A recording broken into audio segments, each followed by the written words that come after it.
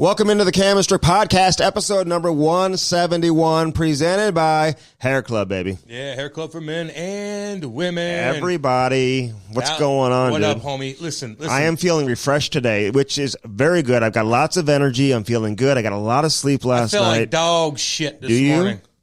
Dog shit. Did you drink all day long yesterday? I You party favors? a little bit. Here's the deal. Listen. We're a hockey podcast, kind of, sort of. We're all over the place. We get the best fucking guests. It is what it is. Yada, yada, yada. Football was the main thing yesterday. Not hockey, football. And I don't even care if you're a big football fan. You have to appreciate what the NFL does.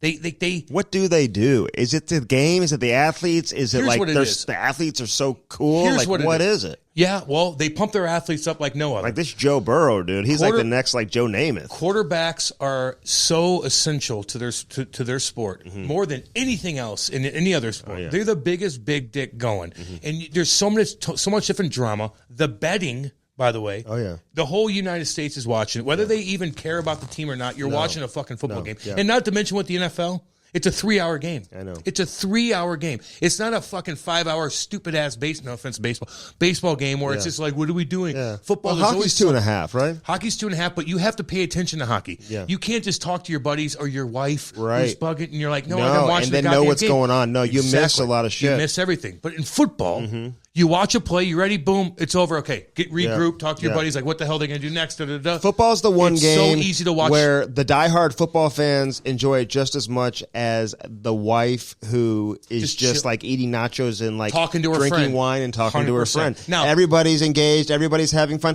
Not every game, but the big games. The big games. But if you're watching hockey with your wife and her friends, no offense.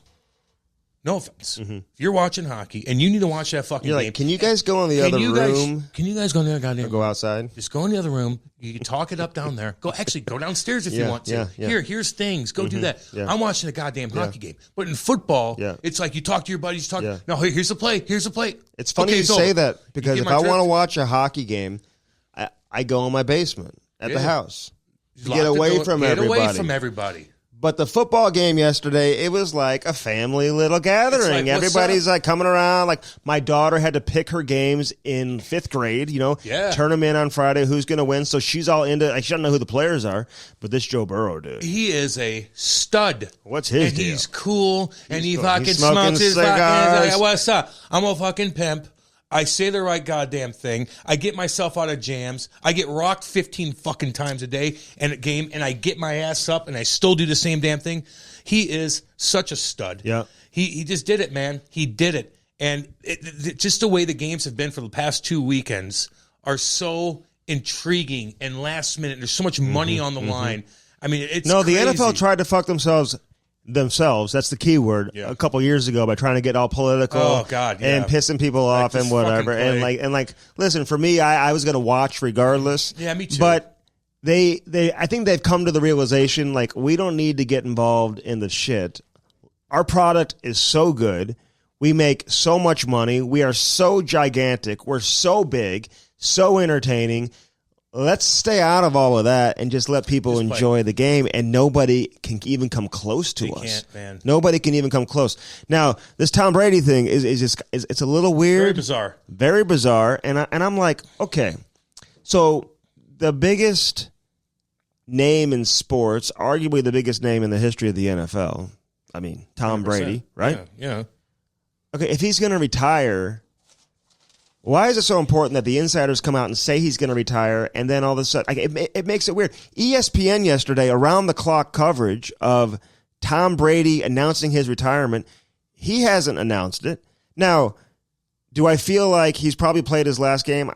I guess. Like, where there's smoke, there's fire, but you never know. Let him say it, though, Andy. And if you know Tom Brady, which I don't know. Well, I probably do. I probably hung out. You don't know. But here's the deal. Like, people who do know him say this, though. Like, the last thing he's going to do is announce it. Just have Adam Schefter do it? Oh, have anybody do it, but also announce it right now. Right before the conference championship, so it completely gets drowned out. Oh, my. No. It drowns out the games, and it's all about him, and no one's even talking about the games, and they make it all about Tom. People who know him say he would never do that. Listen to me. Why the fuck would Tom Brady want Adam Schefter to be like, here you go tell everybody now. Right. You think Tom Brady, with all his social media now that he's on all the fucking time, pumping up TB12, all that shit, you think he's like, whoa, Adam Schefter, go ahead, it's on you now. Yeah. No, I'm the biggest fucking deal ever in this goddamn sport. I am creating my own social media campaign and doing it myself. It is the worst feeling in the world. And on a way smaller level, when I was playing in Nottingham, and I got radio gigs, and I called them, and I go, look, I have to take this job. They retired me for me. And I remember being on the radio, and all of a sudden it popped up on Twitter that I retired. I go, you motherfucker. That bothered you? Yeah, it bothered me. I go, let me say it. I know, because, like, listen, I've been in situations. Hold on, let me just tell you this. There's two things that, as a reporter, that I've learned over the years that I just don't ask about. Number one is I don't ask executives if they're firing their coach. It's too sensitive. Like, and I just let the team. You're not getting the answer anymore. No, you're not getting the answer. Yeah. And so I did that a couple times when I was younger, and JD and I had a conversation about that. And he was like, "Hey, listen, don't ask about that."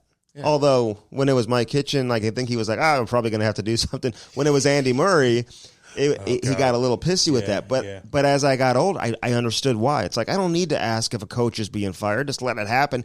Usually you kind of have an idea. You know, you're not usually too surprised when a coach gets fired. And the other one is ask a player if they're going to retire. Yeah. It's like, let him say it. Now, Andy McDonald is an example. Had a great career, played a long time, really good player. Love him. He called me to announce his retirement. And we wrote a story together, him announcing his retirement. So, but for me as a reporter, and I'm talking about like a superstar player, okay? I mean, somebody you may say, hey, there's some speculation he may not play now. But if it's like like if it's Alexander Ovechkin or something like that, why does somebody need to break that story? I know. Because it's all about Sidney them. Crosby or whatever. It's all about them. It's like, who'd you get that information from? I want to know exactly. But isn't it awkward on ESPN? Like, he hasn't come out and said anything except deny the fact that he's told the team and his dad has come out and said, even though he probably will retire, but it's like. Doesn't matter. Let him do it. God, you don't give him that respect. Fuck you, Adam. I'm sorry. Yeah. Why'd you do that? Who told you? So, like, explain it. Don't just apologize. So you apologize, but it's like, no, wait. You just fucking ruined everything. People don't have their information right because they're saying, well, he can't do it till February 5th because he's owed this. $15 million bucks owed to him. But that's deferred money that he's already earned when he signed the contract. Whatever. It was like $20 million signing bonus. He got $5 last year, and the rest of it was deferred. Whatever. They're paying him the money one way. He's getting it either way. But why do you feel like you're the one? It's about you now, Adam. It's about you, not Tom. No, it's about you. And you're like, I got a little bit of scoop here. I'm going to announce it. Like, he knows damn well. He's a veteran, dude. He's been in the game a long fucking time. How could he have the fucking balls to fuck Tom over? Like, I don't get it. You're already big enough. Like, what's the point of that? And if I'm fucking Tom Brady, I'm like, you little punk bitch. I'm playing next year just to fuck you guys over. Exactly right. You dumb fuck. He should come back and play. I'd be pissed, dude. He should announce he's playing. I hate these guys like that, man. And so, I hate that. And you know Tom Brady, he's got respect for all these, this young Joe Burrow, Patrick Mahomes. Yeah, I like Patrick Mahomes. You know, man. Matthew Stafford, whoever. I hate Jackson Mahomes, but Patrick's cool. What did Jackson do after the game? Did he come out with a TikTok? Him and his wife. His wife is annoying too, but she's actually hotter than I thought she was. Really? She's a fitness model. She's tight, but she's a goofball too. Like they're too loud. 500 schmil. Really? Oh, he signed for like 500. No, I know he did. Yeah. You said she did. Well, she does now. She's married to him. Well, whatever. But my point is like they're too loud. They're too loud. Jackson's too loud. Jackson's too fucking. She's loud too. She like pops bottles in the suite. Andy, if your wife did that, oh my god. Like, okay, tone it down. Jackson. Shut the fuck up. Jackson, I'm not even giving you tickets to the game. You're watching at home. You ain't going. Like, I don't even want to be seen with you. What are you doing? You're doing a little fucking, like a little dance on like shit. Like this, it's not about you. Didn't you do a dance like around like somebody who died or something? Yes, on the memorial on the ground. And he didn't know. Maybe he did know. He's a dumb fuck. Like, I don't know, man. He's self-aware. You dummy. It's not about you. It's about your brother. Any adult males who do TikTok videos anyway on their own. I've got no time for the TikTok videos. And you know what? Like, it ain't about your brother. Go watch your fucking brother. Support him. Like a TikTok dance. You know what I'm saying? Shut the fuck up. Like, I'd be so You can follow us on I think Cam Strick has a TikTok account now. We're like huge. I'll dance on that. We don't even do anything. But my brother's not worth $500 million where all the attention goes to you. And he's got to, like, if I'm Patrick Mahomes, I'm sitting those two down like, hey, I love you both. But go fuck yourself. Yeah. Sit the fuck down. Or I'm not going to love you. Or I will abandon both of you. I'll kick you both to the fucking curb. For one, you ain't that hot. And for two, you're very nerdy. So go fuck yourself. I'm just saying. Yeah. I'm just saying. Dude, did you see Ron Duguay? We got to give a shout out to Dukes. What'd he do? Our boy. I love him. What'd he do? You know who he's hanging out with now? Ooh. All over like the newspapers in New York City. Oh, no. What do they call it? Page 6? Mm-hmm. All over Page 6. I had to reach out to him today. Who's he banging? Sarah Palin. Is he really? They're hanging out. Political. Oh, my God. They're hanging out. She was kind of being criticized because she had like some COVID and she's going to restaurants. I'm like, I had to ask him today. I said, did she give you COVID? And he's like, well, I already had it. But they're hanging out as we speak this morning. Like, they're watching TV together. I said, ask her if she remembers when she tripped over the carpet in St. Louis. Remember Manny Legacy got hurt? She didn't trip. He tripped. He tripped over it. Like, were you on the team when she dropped the puck at a Blues game? I think I was. Of course, you don't remember. Don't remember. I have a good memory. Yeah, no, you don't have a good memory. Well, when you party really hard, you get well, I mean, think hard. Sarah Palin, she came to a Blues game. She was invited by Blues ownership. She was in town, and she dropped the puck. So they had the red carpet on the ice for her to walk to center ice to drop the puck. Manny Legacy comes out for warm-ups. They don't move the carpet. He steps on the carpet and injures his knee. Yep. I remember that. You remember that? I do. So she remembered that, too. And can I say something? According to Sarah Palin, we're going to break some news, because this is coming. I got the source right here. What? She told the Cam Strick podcast earlier today. She did. Well, yeah. I mean, she did. Well, what the fuck? She's there. I said, ask her if she remembers. And he said, first off, he's like messing around. He's like, everyone's reaching out. I'm not doing interviews at this time, because I said, hey, we're going to call you today. And you both need to get on the phone. We need to talk. Sarah Palin. Oh, yeah, sir. So they're going to come on here soon, Sarah Palin. And I'm not a fan. Listen, I'm not getting political. She like hunts. She's from Alaska. She's like, hi, she dear. She wears the glasses. I'm Sarah Palin from like, hi, dear. And, but I'm really from Minnesota. She sounds like she's from Minnesota. Minnesota and there. What was that movie where they were from? A lot of porn they were from North Dakota, whatever. What was that movie? What's it called? The movie. With You Betcha. You betcha there. You betcha. It's that movie there with the That's guys what she sounds like when everybody. She talks. No, it's the one. Dude. Oh, you betcha. Hey, Derry. We love all you guys. It's all good. But Sarah Palin, she speak hot. Like there's like a lot of Saturday Night Live fucking got her so bad. Oh yeah. Oh my God. But if God. I'm Ron Duguay though, Dukes. If I'm the Dukes, people love and the I look Dukes, like I'm man. fucking 32 still. Like I'm sniffing around in a different area. Catch my drift. Yeah, like, but he likes. Palin, It's creating headlines, dude. Dukes loves that. He loves that. And, it is what it is. But I don't care about that. At that point, I'm like, I want hotness. But he'll do that, too. Okay, well, fine. He'll do that, too. That's fine. Now, but I want hotness. According to my sources, very close to Sarah Palin. Hey there, you betcha. What show is that, guys? What movie is that? North Dakota. Come on now. Motherfucker. She said that the... Steve Buscemi's in it. It's so good. The former... Listen, so people know... Fargo. Fargo, baby. Fargo. This is the old Blues ownership. Not Tom Stillman, our boy. Tom, this is like Checketts and those guys. Yeah. They blamed her. For what? For like when Legacy got hurt. That's what she's saying. They blamed her. Checketts would do that probably. So, I mean, I'm just telling you what happened. So, anyway. Sarah Palin. So, Ron Duke, you want to know what Dukes is up to? Smashing that. That's what he's doing. Good for him. Having dinner. But listen, what's your take on that, though? Well, like, if you have COVID, like, should you be going to restaurants? Like, no, Andy, you hide out when you have COVID, dude. That's some like you that's quarantine, right? You quarantine yourself. Yeah. Like, if you have COVID, I'm like, okay, I'm fucking chilling. Mm-hmm. I'm fucking sitting in my house. My wife ain't going nowhere. The puppies are gonna lay on my lap. Boo Boo's gonna be chilling in a little housey. I'm fucking watching movies all fucking night. I'm watching motherfucking. I'm done with the dogs. 1880 motherfucking. I'm 3. done with the dogs. I'm watching 1880 fucking 3. Okay, that's a sick ass fucking show. What is this? 1883, baby. Is it like about like war and stuff like that? It's about shit kickers. That's what it's about, Andy. Nothing that you like. It's called 1883. It's about this couple, two country singers, by the way. Okay. And they have to travel from Dallas, Texas, all the way up to Midwest in the 1800s, baby. And they're taking a group of people from fucking Sweden that don't know shit, and they're drinking river water and getting fucking cholera, and they don't know what the fuck they're doing. But if you watch it, you're like, those are our ancestors. They're our ancestors. Man, I'm fucking Swedish, dude. Like, I'm... I'm Swedish. Andy, no, my mom was born and raised there and born there. The point is, that's what they had True to deal. Story. Imagine being from Sweden, and you're like, oh, this is... And you go over to the U.S. with a bunch of fucking shit-kicking cowboys and natives that are fucking taking... You're coming on my land? In 1883? In 1883, going up through Kansas. Not to mention, when you're going up and you have all these people that don't know what the fuck they're doing, you got all these crazy people trying to fucking rob you, and then all of a sudden you go through tornadoes. It sounds like a terrible show. It sounds like a terrible... It sounds like a shit kickers. It's a waste of time. It's for shit kickers. It's not for you. It's a waste of time. It's for shit kickers. It's not for you.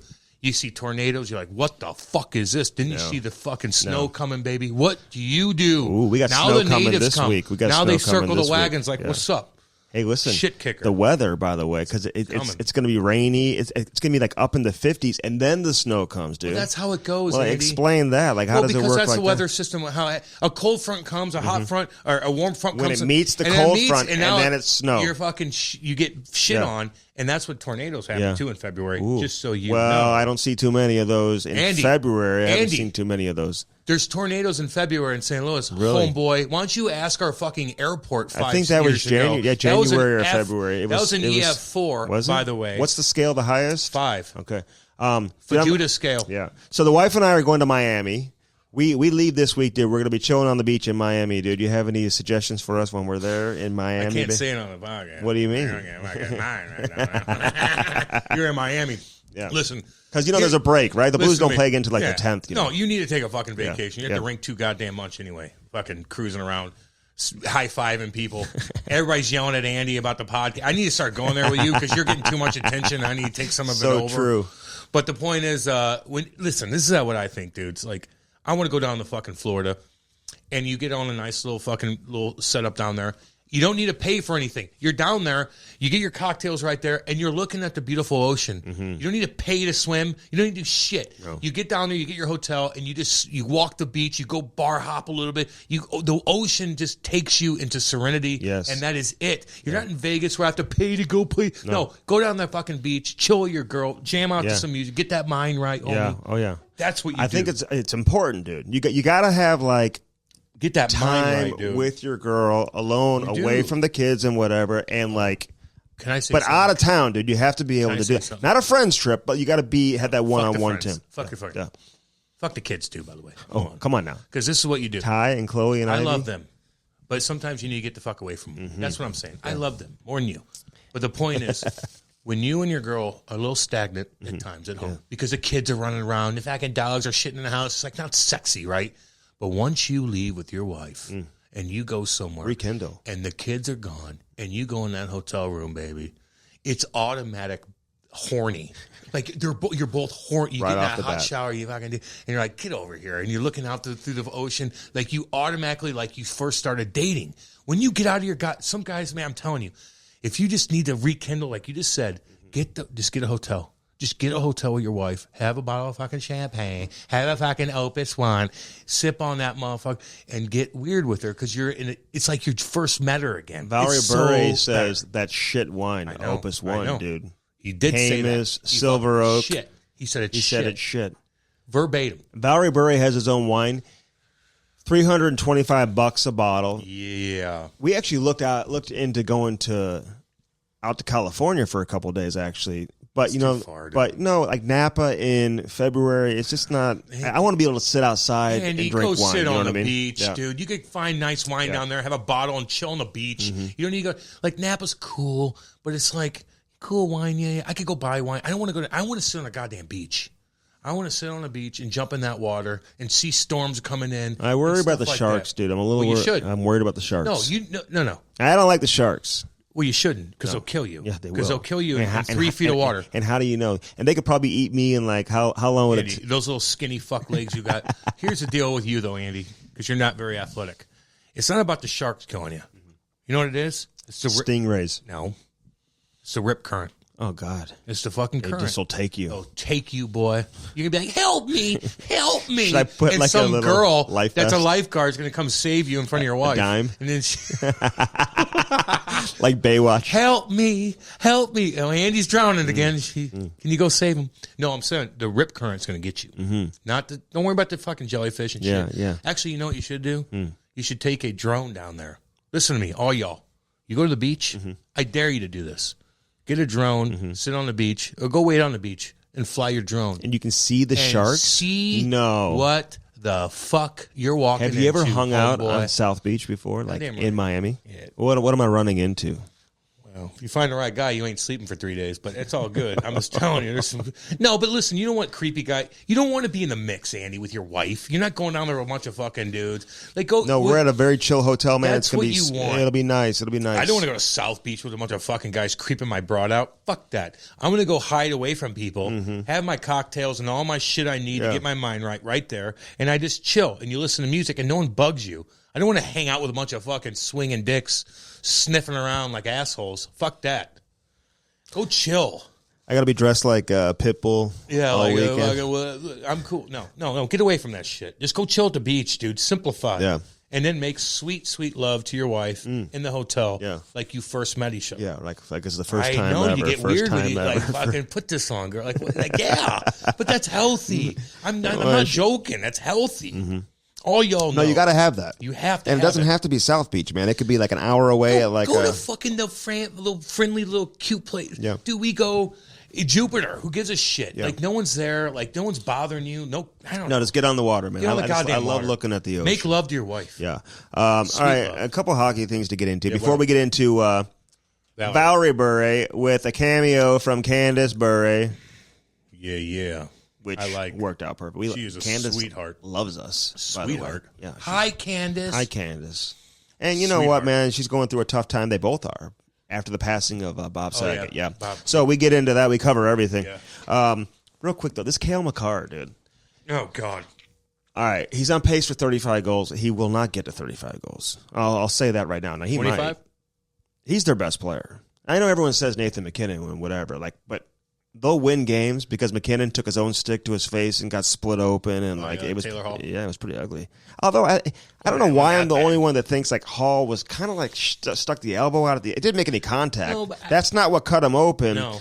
But he did kind of cut off his tracks a little bit. Well, what are you supposed to do? Well, it's fine, but his own stick caused a facial fracture. Yeah, his nose was... And so he's not going to the All-Star game and whatever. But who's their best player, Makar or McKinnon?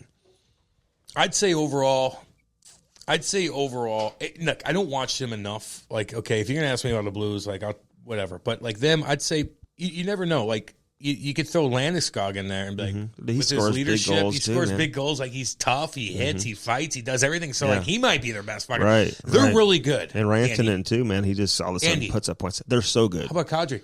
They're good. Kadri's good. Well, he's got a lot of points. Well, he does.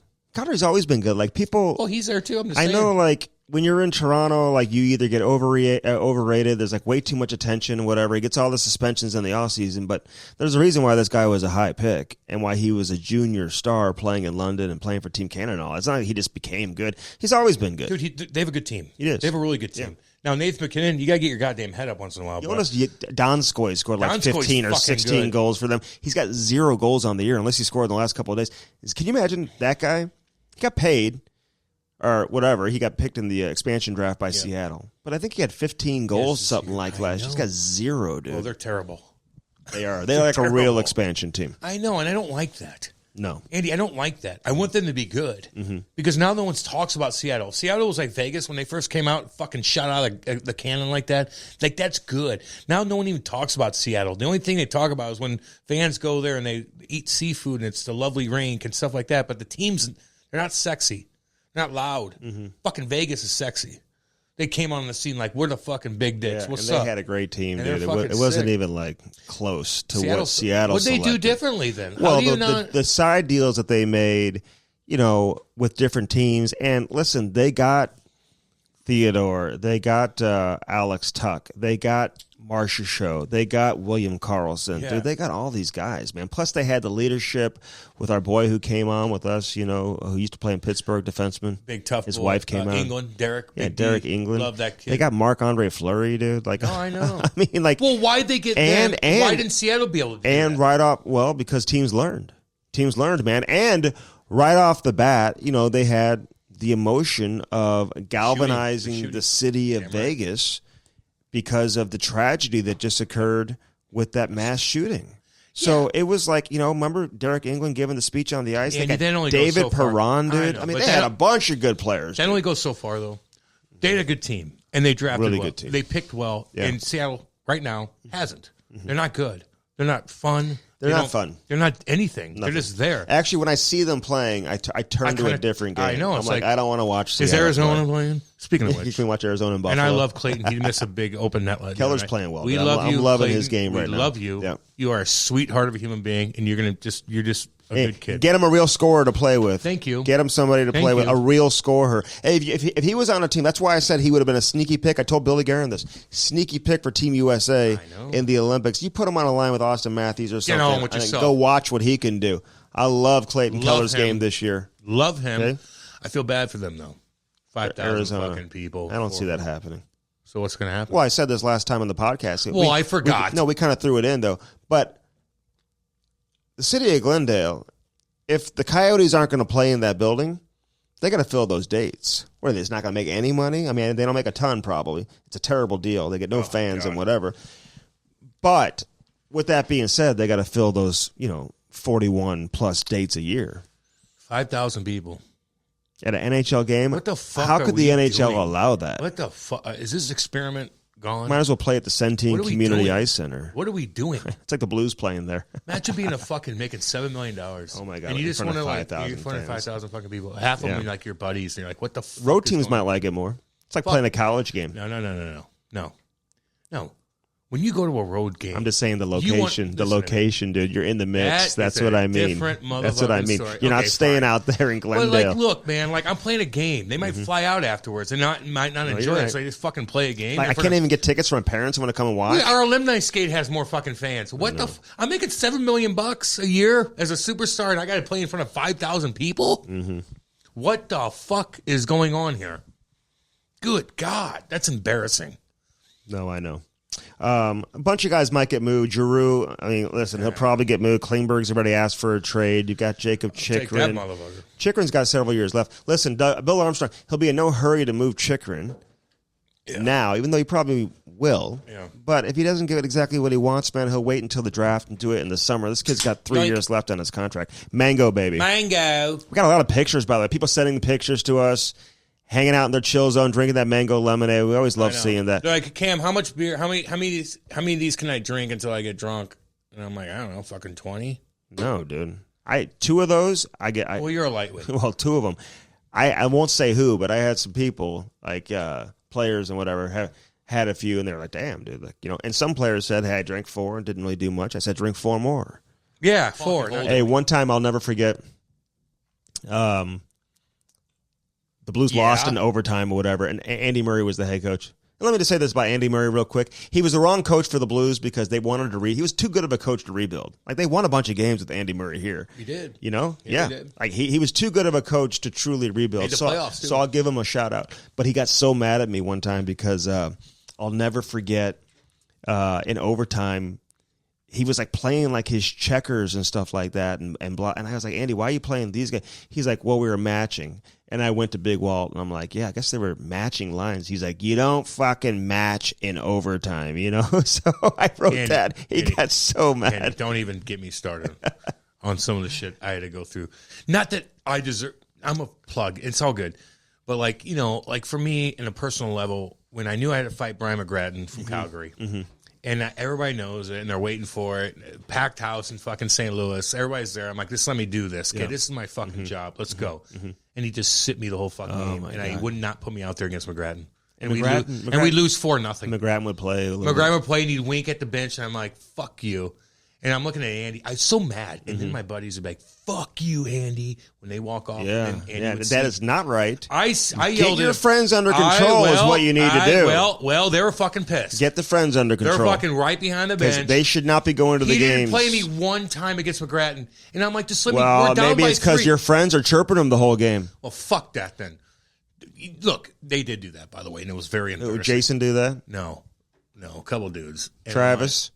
Yeah, Travis is involved. Well, he just was. He's there. He supports me every fucking game. He missed like important things with his family to come to a game to chirp Andy. Hey, I can't get married this weekend. I mean, I'm going to watch Cam play the I know, but Hurricanes. that's what people did, man. And Andy would fuck me a couple times. Just would be so mad, but. Maybe I understand it. I'm just being selfish. It's all good, but that was very draining when you have to pump yourself up to fight a guy that's a goddamn Viking warrior at 6'6". I got you. You don't even go out there against him. All right, so Valerie Bure on this edition of the Cam Strick podcast with a cameo from Candace Bure. And once we knew she was in the room, we had to get her on. We had to get her on. Yeah, she's cool. Her and I are very close. In fact, we're discussing. Well, you should because she is. But I did, Andy. Not going to tolerate that. Andy, I did. Yeah, you did. I didn't say anything bad, and I was sweet, and I was like, hey, I think Valerie said frickin' a couple times. He did. He was cool, though, man. Oh, cool as I thought he was going to be a little bit more nerdy. No, but he's not. super he's cool. So cool. He's like, dude, we're chilling out here in Malibu. I make wine for a living. My wife is like in Hollywood. Dude, and he answered every question. Like, it wasn't like going, he just say, no, here's the answer. And he's Pavel's brother. Like, I mean, dude. And Vladdy's son. Yes. Big Vladimir. I love him. Yeah. I try to get into his daddy a little bit more. Well, there was some talk that maybe they were estranged from each other. His dad he was talked so about sweet. his dad. So I don't know what the real reports are. These reports may be inaccurate that are out there. I don't know. Yeah, maybe, Andy, but his dad was so good to me, man. Mm-hmm. That's good. So That's nice good. to me. I was so infatuated. He's a skating coach, but he was like a former skier or Andy, something like that. I fucking got so much faster because he just do these simple drills where he just do this motion with his hands like Cam, this like this. Oh, really? Like, and I'm like, okay, and I would do it, and I'm like, what the fuck? What? And I'm like, oh, and I now got you're that. going faster. Oh, motherfucker! Oh shit, Vladdy, what's up? And it torture you, but it would work. I felt like I was like in the fucking Red Army back in the day. Yeah. I'm like, well, all the best to Valerie Bure because apparently he's going through some medical stuff and whatever. So we are absolutely, 100%. We love the Bures. Goddamn right. And they got a winery out there. He's got the Bure family wines. Yeah, $325 Did he think we were joking when I was like, "Hey, we're going to trade you some hard seltzer for some wine"? Can we get some bottles? Of that goddamn? Well, I got to reach that back out to him. He said, "Hey, let me know when you come out to Napa." They got a place out there in Napa too. I bet you that wine. You drink it, you get is so horny, good. you feel good. You know when you have good wine, like you're sexually like aroused. Our boy Timmy Peel, when Jonathan Taves, what'd he do? Well, what'd he do? Well, when he retired, Jonathan Taves, not when he retired, but maybe it was, but Taves, they had that collision, and Peelsy broke his leg. Remember? Yeah, dude. Yeah. Well, Jonathan Taves sent him a gift, and it was a bunch of bottles of wine, and they were Bure family wines. And I told Peelsy, I'm like, dude, those are like minimum $325 a bottle. He hadn't drank them yet. Let's get them. So I want to come over and drink those. You shouldn't even told him that. You should have went over there and been like, dude, those are like $9 bottles. Those are so. He said, don't ever drink. He said the wine that Taves, actually, Peelsy, the wine that Taves bought is like the shittiest wine. It's like $9 bottle of wine. So just give it to us. Is he cheap? I'm joking. No, dude, I'm just saying. Hey, give us those bottles. Listen, little quick tip. Like, you're captain of the team. You're making money. Don't be cheap. Dude, he's not. Be the fucking man. Apparently he's not. He sent Peelsy. I'm just saying. $1,000 worth of wine, listen, dude. If you're a fucking captain, you make the most money in your team. Yeah. If you're cheap, that goes a bad way. Well, quick. I've heard about some of them who are cheap. Well, Parisi, you've talked about that before. You said that a couple times, So I'm just saying, it's all good. It's all good. He wasn't making that much money. Well, yeah, not then. That was before it was $100 million deal. He could have picked up my tab one time, but it's all good. Yeah. I think I had two black eyes. I told you I don't want to say who it is, but I'm just saying. I've been out with a Hall of Famer. I forgot my wallet, and I paid the bill. I forgot my wallet, and we're at breakfast, and maybe he could have picked the tab up, but then I had to go up and get my wallet. Oh, really? So I mean, it was just one of those things. That sounds like that's your move. Like Andy at the hotel, you're like, oh, my wallet's in the room. Andy, I'm the most non-cheap motherfucker in the world, and you know it. That's not what Patty Maroon said. Oh, he's an idiot. I love him, but he's bullshitting. He can't chirp me for anything, so he finds things. Called you cheap. Like I'm fucking cheap. Yeah. I spent all my cash. Get on with yourself. Get on. Fucking 2 limos, scraping the bottom of the fucking Highway 44 on the way home. Get on with yourself. All right, so listen, enjoy. This is we hit so many different topics. We talked Pavel. We talked Valerie Bure. He had, a crazy number of experiences too, man, as a player. Yeah. So we talk a lot about him, and Candace comes on, and we spend some time talking about Full House and Bob Saget, who surprisingly, unexpectedly, I should say, passed away. Passed away. And we talk about that too. It's very fresh. Yep. I think Candace made some sweatshirts that says "Save like Jesus." I'll take one. And hug like Bob Saget. Yeah. Anything with Jesus, I wish I would have known about that before we talked to her, and maybe she'll send us some of those sweatshirts and we can wear those and do a video or like a cameo or something. I want wine and shirts from them. You want wine and shirts. Yeah. So is that too much to ask? Probably. All right, let's get to the interview. As always, brought to you by Hair Club. Break it down for us. Hair Club. Well, what do you need? What should the people know? Well, if you're losing your hair, it's a horrible situation. Men and women, guys. Guys and girls. I'm telling you this right now. Like, it's a horrible situation. I've been through this firsthand. You're fucking depressed. You're down and out, and you see your hair falling out. And every morning you evaluate your hair. Listen, when you lose hair, you look at yourself in the mirror and you pick and choose how your hair goes that day. Mm-hmm. And once you keep losing it, it's such a fucking weird struggle to even like pinpoint where you're going to gel your hair. You're always thinking about it. You got a cul-de-sac in the back of your fucking head like I do. Everybody's behind you looking at it. It's just, it ages you, man. And you optically, you look older when you lose your hair. Like, it's a horrible thing. And you can't help it. You can't help it. These guys will help you. And I know it's embarrassing. I got to walk in there with somebody. No, who gives a shit? No, they treat you like gold. They take you to a little room. They explain everything. They'll give you options. They give you payment plans, by the way. Mm-hmm. They have so many different variables that you could go down, different little avenues to fix your hair. They take different things, particles out of the back of your head, and implement them on the front of your head. They could do PRP. They do all kinds of stuff. Check it out. They're everywhere. Stop losing your fucking hair now. Fix it while you can, while it's cheaper. And we'll go to a place that has thousands of solutions for you. 1,200 locations. Again, go to hairclub.com/Cam Strick. Book your consultation from there. Do it from there, and you're going to get a nice discount there. I believe at least $250 off. 800-279-7878. 800-279-7878. You can give them a call. You can book it there as well. But do yourself a favor. You don't need to live in a hole. You don't need to hide, man. You can live free. You can be you. Yeah, man. And do it today with Hair Club. We love having Hair Club with us here on the Cam Strick podcast. All right, we're on a roll right now. I'm going to have you do all the live reads here. CarShield and CarShield.com. Go ahead. Well, CarShield's great, too. I remember one particular moment where I was in Eureka. Everybody's shaking my hand. I'm like, what's up? You're ruining the brand. I'm leaving a fucking Mexican place. I'm like, what's up, everybody? Bye. And your car won't start. My car won't start. And they're like, this guy's a fucking joke. One time we were driving to CarShield and Cam called me. He was like stuck on the side of the road on the highway. My fucking tire popped. I almost died, dude. It's horrible. I was going 80 miles an hour and my tire exploded. And I'm like, motherfucker. And then CarShield picked me up, took my car, fixed it, dropped it back off. God. I could pick and choose where I want to take it to when you fuck up in like one particular. They may end your membership. Well, they may say you're too much to handle. Why? Okay, no, it only happened twice. and no, I'm not too much. No one's too much to handle. No one's too much. They'll always take care of you. Yes, they will. So don't be done with that. Yes, you will. And I'll tell you this, man. Like, there's nothing you could do about it. And I don't care if you have a new car or not. Like, like shit goes down. They're right there. You call them up. They'll take care of it. You can pick and choose where you want to send it. It's easy peasy. Yes, pick your mechanic. Yeah. And they promo code Cam. And they bring you a rental car. And promo code Cam is going to save you 10%. As embarrassing as that is, just go ahead and do it so you can save some money. Close your eyes when you type it in. That's what I do. I just close my eyes. I'm just saying, just close your eyes. Cameron Wesley Jansen is kind of a sexy name. Yeah. At first, I didn't like it because I thought it was kind of girly. Wesley. But once you become a shit kicker, Cameron. then you could. Everything's fine. You know, Candace Cameron, her brother Kurt Cameron, he was like a big time child actor too. Brother? Yeah. He's like an evangelist right now. Yeah. He works with a guy named, I think, Rob Comfort or something like that. They work together. Yeah, he's a good human. He is. You want people like that around you? Well, you know? Could you be a child actor? Like back in the day, like child actor and actress? Well, I'd be a fucking disaster. A lot of them are. But Candace isn't. Candace has her shit together.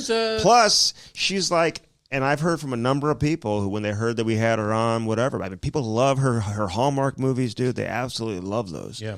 My wife does. I don't know about your wife watches those they watch Christmas it. movies. I mean, I don't, but she does. And I respect the loveliness of the Hallmark, especially Christmas time, because everything looks so like perfect, you know? Mm-hmm. And our life's perfect, so we like to be around perfect people, you know? Yeah. Because we're perfect. You know who else is perfect? What? The Better Business Bureau. BBB, the BBB. Yeah, go ahead. BBB. Tell us about the Better Business Bureau. Well, no. I mean, listen, I'll tell you this Cam's doing the live reads today. No, I'm just saying, listen, if you want to get anything you want to do, as far as hotels to this, that, and the other restaurants. Like you can just like look up on a BBB. And I just used them big time because we're going to Miami. There you go. And I wanted to know like where we're party going. at? Yeah, no, you can't. Where's the party? You can't trust all the reviews that are online, dude, because it's like employees who are putting those out. Yeah. These are like accredited reviews from the BBB. No, and exactly. And you'll read everything about it, and you'll be like, "This is where I want to go." Say hi to Natasha right now. Hi, Natasha. Say hi to Chris too. Hi, Chris. Hi, Natasha.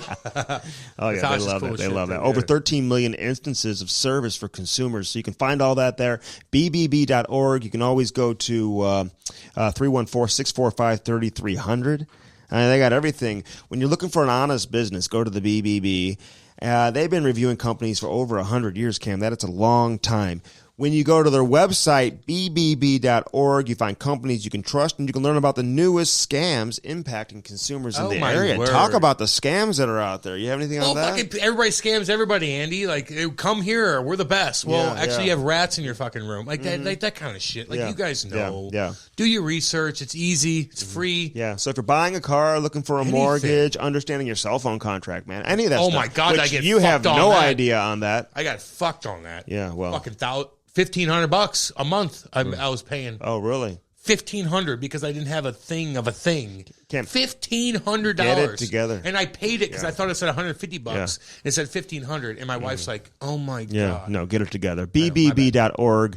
If you're local, 314-645-3300. All right, Bellman and Bellman.com. Cam, I need a shit kicker. It's gonna shit on us here soon. All y'all in St. Louis, we gonna get shit on Wednesday. And it's going to... I think it may be like Wednesday night, Thursday morning. Whatever. What is it? Andy, it doesn't matter. We're going to get shit on. I can't be missing my flight. And I need a shit kicker to get it out and about. You're talking about the snow. Because you know what? In St. Louis, it's panic mode. I don't care if they think that you're... People are panicking right now for Wednesday's fucking forecast. That's how they are here. But if you have a shit kicker from Bellman, when you walk in there, your wife can go buy a truck. No swinging dicks are going to creep her out. They don't do that there. No. Everywhere else, swinging dicks, cruising around. Not at Bellman. Kate can go buy a fucking shit kicker. I need another one. I got 100,000 miles on my truck. It's all paid off. I want to trade that bad boy in. I want something badass. I need to get out of my house. I live in the wealthy part of Franklin County. Everybody knows that. We have mountains out there. I got to get out of my fucking subdivision. You have no mountains. We have mountains out there. We have big hills. I have to get out of those big hills, and I need a 35 hundo. I need a 35 hundo. Okay. I want a diesel. Well, I'm looking at I want a diesel. Denali, I think, is what they're hooking me up with. Whatever the pretty boys have, Andy wants. Like, that's what it is. They got the Buick GMC on one side of the street. On the other side of the street, they have what, Cam? Tell them, please. Chrysler, Dodge, Buick. No, that's on the other side. Well, what the fuck? Chrysler, Dodge, Jeep, and Ram. And look. And you can get a Jeep Wrangler, dude. People are like chirping you left and right about what you're saying about the Jeep Wranglers, dude. Where? Lots of people. Where? All over. Well, your little nerdy buddies at the rink? I don't care about them. What's Cam talking about? I have a Jeep. Get out of here. Get out of here. I don't care about them. Listen to me. I'm taking the top off. I'm getting one of those, too. You want to get your fucking 17-year-old Cam likes girl, the pink Jeep, small wheels, 2 doors. You want to get your 17-year-old girl a fucking Jeep and go, be my guest. I like the fucking Jeep Grand Cherokees, especially the fucking XRT. Yeah, well, go like any of them. The family of Jeep is sick, dude. They got lots of stuff. All different types of options. So check that out, Bellman. I'll take that Buick. Say hi to Kyle and Dan and Dale, will you? Dale. What about his brother Dale? Kyle. Brother Daryl? Oh, it's Daryl. Where's my brother Daryl? Yeah, all good guys, man. Dude, again, best, your wife dude. can go buy a fucking Dan's car the there. man, dude. Dan's fucking badass. We got to get him some of that Cam Strick hard seltzer from Four Hands, dude. Because, he'll drink that. Oh, we got to get some of that to him. He's such a nice guy. Whenever I'm like, hey, I want to give you something, he doesn't like respond. Dude. Well, just give it to him. I know. Jesus. I need his address. Well, why don't you just drop it off? Drop it off at the car dealer. Easy in Troy. It's pretty easy. I'd like to have Brody run some errands. We need to have actually drop it off there and to Car Shield. Our friends over there at Car Shield. Hook everybody up. Everybody needs to be hooked up. And again, if you're hanging out in your chill zone, drinking that Cam Strick hard seltzer, mango lemonade, baby, send us those pictures. Make Keep it them coming. sexy. That's right. It'll make you sexy. Anything on Daredevil hockey you want to share? Well, do you like to get cut? Because if you like to get cut, then don't wear it. But if you don't like to get cut and have to rush to the hospital and fucking freak out your kid, then buy this. Right. It's that simple. Okay. It's just that simple. No, that's pretty simple. Do you want to get cut? I do not. Or do you not want to get cut? No. Then wear this shit. Yeah. Because that's how it works. Use the promo code Cam and Strick, all caps. You're going to save 25%. Again, skate lacerations are no joke. The number one cause of emergency room visits in the world from youth hockey, man, or from skate lacerations. Yeah, all right. Valerie Bure. Awesome. Really good player. Careered it in Calgary, had 35 goals one season. Had a little stint here in St. Louis. Married to a megastar, has the best wine in the world. This guy, like doing it, like the perfect life. Like, how do you describe it? I mean, this is kind of about as good as it gets. Well, I used to look up to those guys when I was young, man. I really did. Pavel, and Valerie. Valerie. I'm like, who's this guy? Did you play against Valerie? I don't remember. You probably did. I did. Yeah, you would have. Yep. For like a year or two. Yeah. You might have been scratched that game. I don't know if you were. Yeah. Go fuck yourself. All right, Valerie Bure and Candace Cameron Bure. Yeah.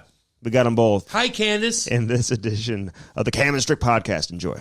The Cam and Strick Podcast is brought to you by Car Shield. You know, nothing more frustrating, Cam, than when that engine light comes on and you know right off the bat you're going to have to spend thousands of dollars to repair your vehicle. Call 800-857-2481. Mention the promo code CAM or visit carshield.com and use the code CAM to save 10%. Yeah. That's carshield.com. A deductible may apply. Save yourself money. Sign up and get your coverage now with carshield.com. Now up to the interview. Hello. Val. Hey, how are you? I'm good, man. Cam Jansen's here, too. Thanks for doing this. Yeah. I apologize. You know, sometimes I forget, like, you're out there in California. You're overlooking the beautiful hills and the beautiful weather. I just assume, you know, like, people just automatically put the time change together, but I didn't specify that, so I apologize. Appreciate it, man. That's why I've sent you 25 emails, Val, you know? Yeah. Hey, man, that's what we have to do, though, Val. Like, he's got to stay on it. It's like, you know, we don't do this for fun. It's like, it's our job, so we really do appreciate you coming on, man. Of course, yeah. Yeah. Okay. So where are you at? You're in California there, right? Are you in SoCal? Like, which part of California are you in? We're in Malibu. No. Life is so hard for Val. Yeah. Listen, I feel bad for you already. You know that? We haven't even gotten into the interview. I feel bad for you, Val. Are you seeing the water from your house or what? Yeah. Look at that. Do you surf or anything? Fish? No, I don't surf. I do use the beach almost every day for walks or runs, take my dog out, and yeah, I do use it every single day. It's hard not to when you live here, you know? Oh, yeah, I bet. Do you still rollerblade around with like a tank top on with your brother? I have that hockey card still, by the way. Yeah, Speedos, tank top. And the mullet. And the mullet. Oh, there you go. They're like, there goes Val again. It's Val being Val. There goes mullet. See? That's it. Hey, who's in the neighborhood? Like, what celebrities are in your neighborhood there in Malibu? Are you just seeing people left and right? Yeah, it's pretty common here. I mean, obviously, you know, that's the place that everybody wants to get away. So, yeah, you see a lot of celebrities around here. You just get used to it. Like, it's no big deal, basically. Whatever. Well, I mean, he sees his wife every day. He sees his wife every day. I get how that. She sees you, too. Now, you're hockey royalty. We got to let the people know. It really is kind of, you know, unspoken rule here because there's not many visitors. So it's like, yeah, you see one another. You know, some celebrities you're more excited to see than others, but it's kind of like, oh, there's this guy, there's, you know, this woman. So it's pretty common to see it. Like, who's a guy that you get excited about seeing, or girl? I don't even know these days. I remember one time I was running on the beach and I saw Pierce Brosnan, which is, you know, he was James Bond at the time. So I was like, wow, that's pretty cool. So he was just, you know, walking around in Malibu, you know, but you see everybody from, you know, Bruce Willis to, you just keep going on and on and on. Is it hard? Is it hard to? Like, how do you keep up with the wine business and handle the winery? Like, is that like, are the vineyards where you're at, or are they more up north, up the coast? No, the vineyards and the business is in Napa Valley in St. Helena. So we're about hour and a half north of San Francisco. But I'm there most of the time. It's just right now there's pretty dead time and it's pretty quiet end of December and January. So we typically on the road kind of going and, spending time with our friends and clients. And then comes February, then we start, having meetings and starting to put in a game plan for 2022 vintage, how we're going to take care of the vineyard. We have a release coming up of the wine in February. So once February hits, we're about 50 to 60% there. And then come March, April, we're pretty much there because people come visiting and there's a lot to do with the wine business there. Wow, I love it. Who turned you on to the wine? Like, who was the teammate that you had that had unbelievable taste in wine? Like, was there a guy who, and then all of a sudden you got hooked on it? Like, how'd that come about in terms of your passion being wine? Well, there's nobody have a freaking good taste of wine. I'll tell you that thing.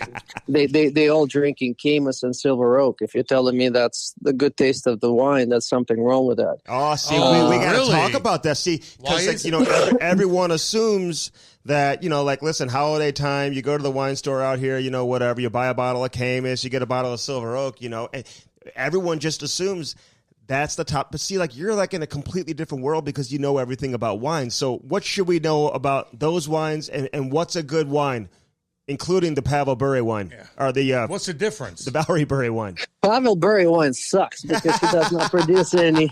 He probably just drinks vodka. That's like us. Yeah. Yeah. You know what? Everything basically, you understand into a comparison. So when the people drinking Silver Oak or Camus, and that's all they know, and it's one of the strongest brands, but if you think about it, it's mass produced. Mm-hmm. So for them to produce a quality wine it's impossible. So, but again, when you taste the wines blind, then you understand. So when I tell people, well, Camus or Silver Oak, it's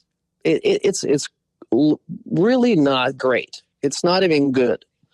And they go, well, you don't know what you're talking about. And then you give them the wine that is pure and excellent in quality. And then they go, okay, well, now I understand. Yeah. It's, I can compare to the cars who, it depends what you guys into it. It's like, if somebody's into the cars and they say, well, Prius is a great car. And I'm going, there's nothing wrong with Prius. It gets you from point A to point B. But if you're talking about it, you're into the cars and you compare it to the Ferraris or Lamborghinis or Bentleys, it's a whole different level of it.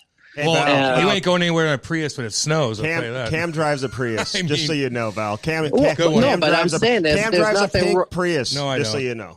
And that's what I said. There's nothing wrong with Prius if that's what you like. And there's nothing wrong with drinking Camus, but it's not a good wine. And it's like people be like, my mother-in-law she didn't drink Camus, but she's like, the wine gives me a headache. And I said, no, the bad wine gives you a headache because there's a bunch of sugar and all of the stuff they added to it. But when you drink pure wine, there shouldn't be anything. So she tried our wine, whereas, we don't add anything. We don't take away. It's basically grapes and French oak. That's all it is to it. And naturally, beautifully, aromas is fantastic. And you can drink bottle or two and still feel amazing next day. And that's a difference in quality, whatever it be, a wine, any other liquor, food. Mm-hmm. I'm sure if you eat, 5 cheeseburgers from McDonald's, next day you're going to wake up, you're going to feel it.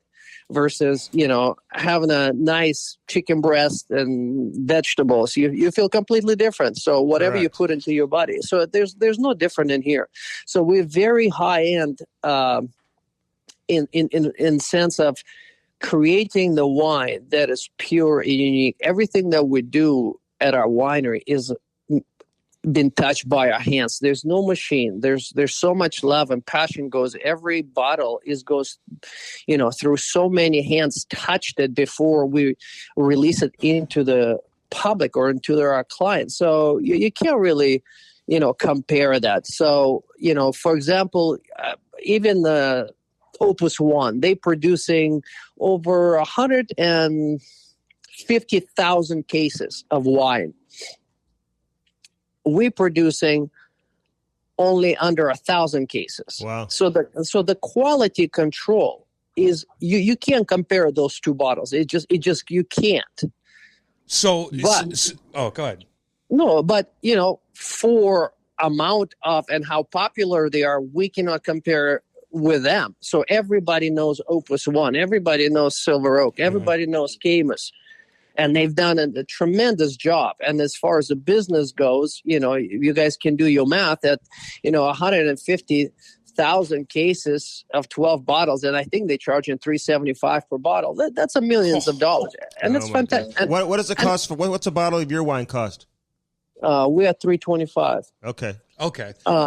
And, we're on the lower end of pricing, our competition anywhere between 500 to 700, but we are happy of where we are. We're not donating money. It's a business. We're making money. But everything is, in California is very expensive from labor, everything that from the bottle to foil to labels coming from overseas. So that's expensive. All costs money. Damn. Yeah. California is really bad with that now. Now people, the non-big wine drinkers don't understand the difference. Now, look, sometimes I go to the gas station and get a cheap bottle of wine, and I got a hangover the next day. But you go to Opus One, you do feel it. So that is a thing, and I'm glad you brought that up for all the people who don't know. Like, there's a different – you're not feeling as crappy the next day if you have a good bottle of wine. Mm-hmm. Now, it was saying that – so you say the machines, though, when the machines are introduced, when they pump all these bottles out, that kind of directly affects the taste if it's not touched by hands and feet and whatnot only? Well, I'm saying is when you producing that big of a quantities, at that time, it's not cost effective to do it by hand because it will take you a year to produce that much wine. Yeah. So everything needs to be sped up. Everything needs to be escalated in the sense of, so the quality loses its touch. So, same thing in the vineyard. We're controlling 3-4 acres of land and every vine gets individual care. So for us is the people and us, we taking care of each vine. On that property, we have 1,873 vines, and each one of them have a different feeding system. Everyone has different attention to it. Versus if you have, 300 acres, it's impossible to do it hand by hand, vine by vine. So now you get, it's a bigger brush, and you're not individually attended. So it's a little details here, a little details there. And at the end of the day, when you taste in the wine, it will reflect that. So when the people goes, well, I can't tell the difference between, say, $100 bottle of wine or $300 bottle of wine. Well, when you do it, again, blind, and people will be like, wow, this is delicious. That's all it is to it. Yep. You don't have to know anything about the wine. And you say, well, sometimes, I like this one better. But at the end of the day, you'll just simply taste the difference. And it'll be like, I give sometimes as a present gift of a wine, and people don't know what we do. And they'll be like, wow, this is actually very good. And I'm like, this is actually very good. This is the freaking best wine you ever had.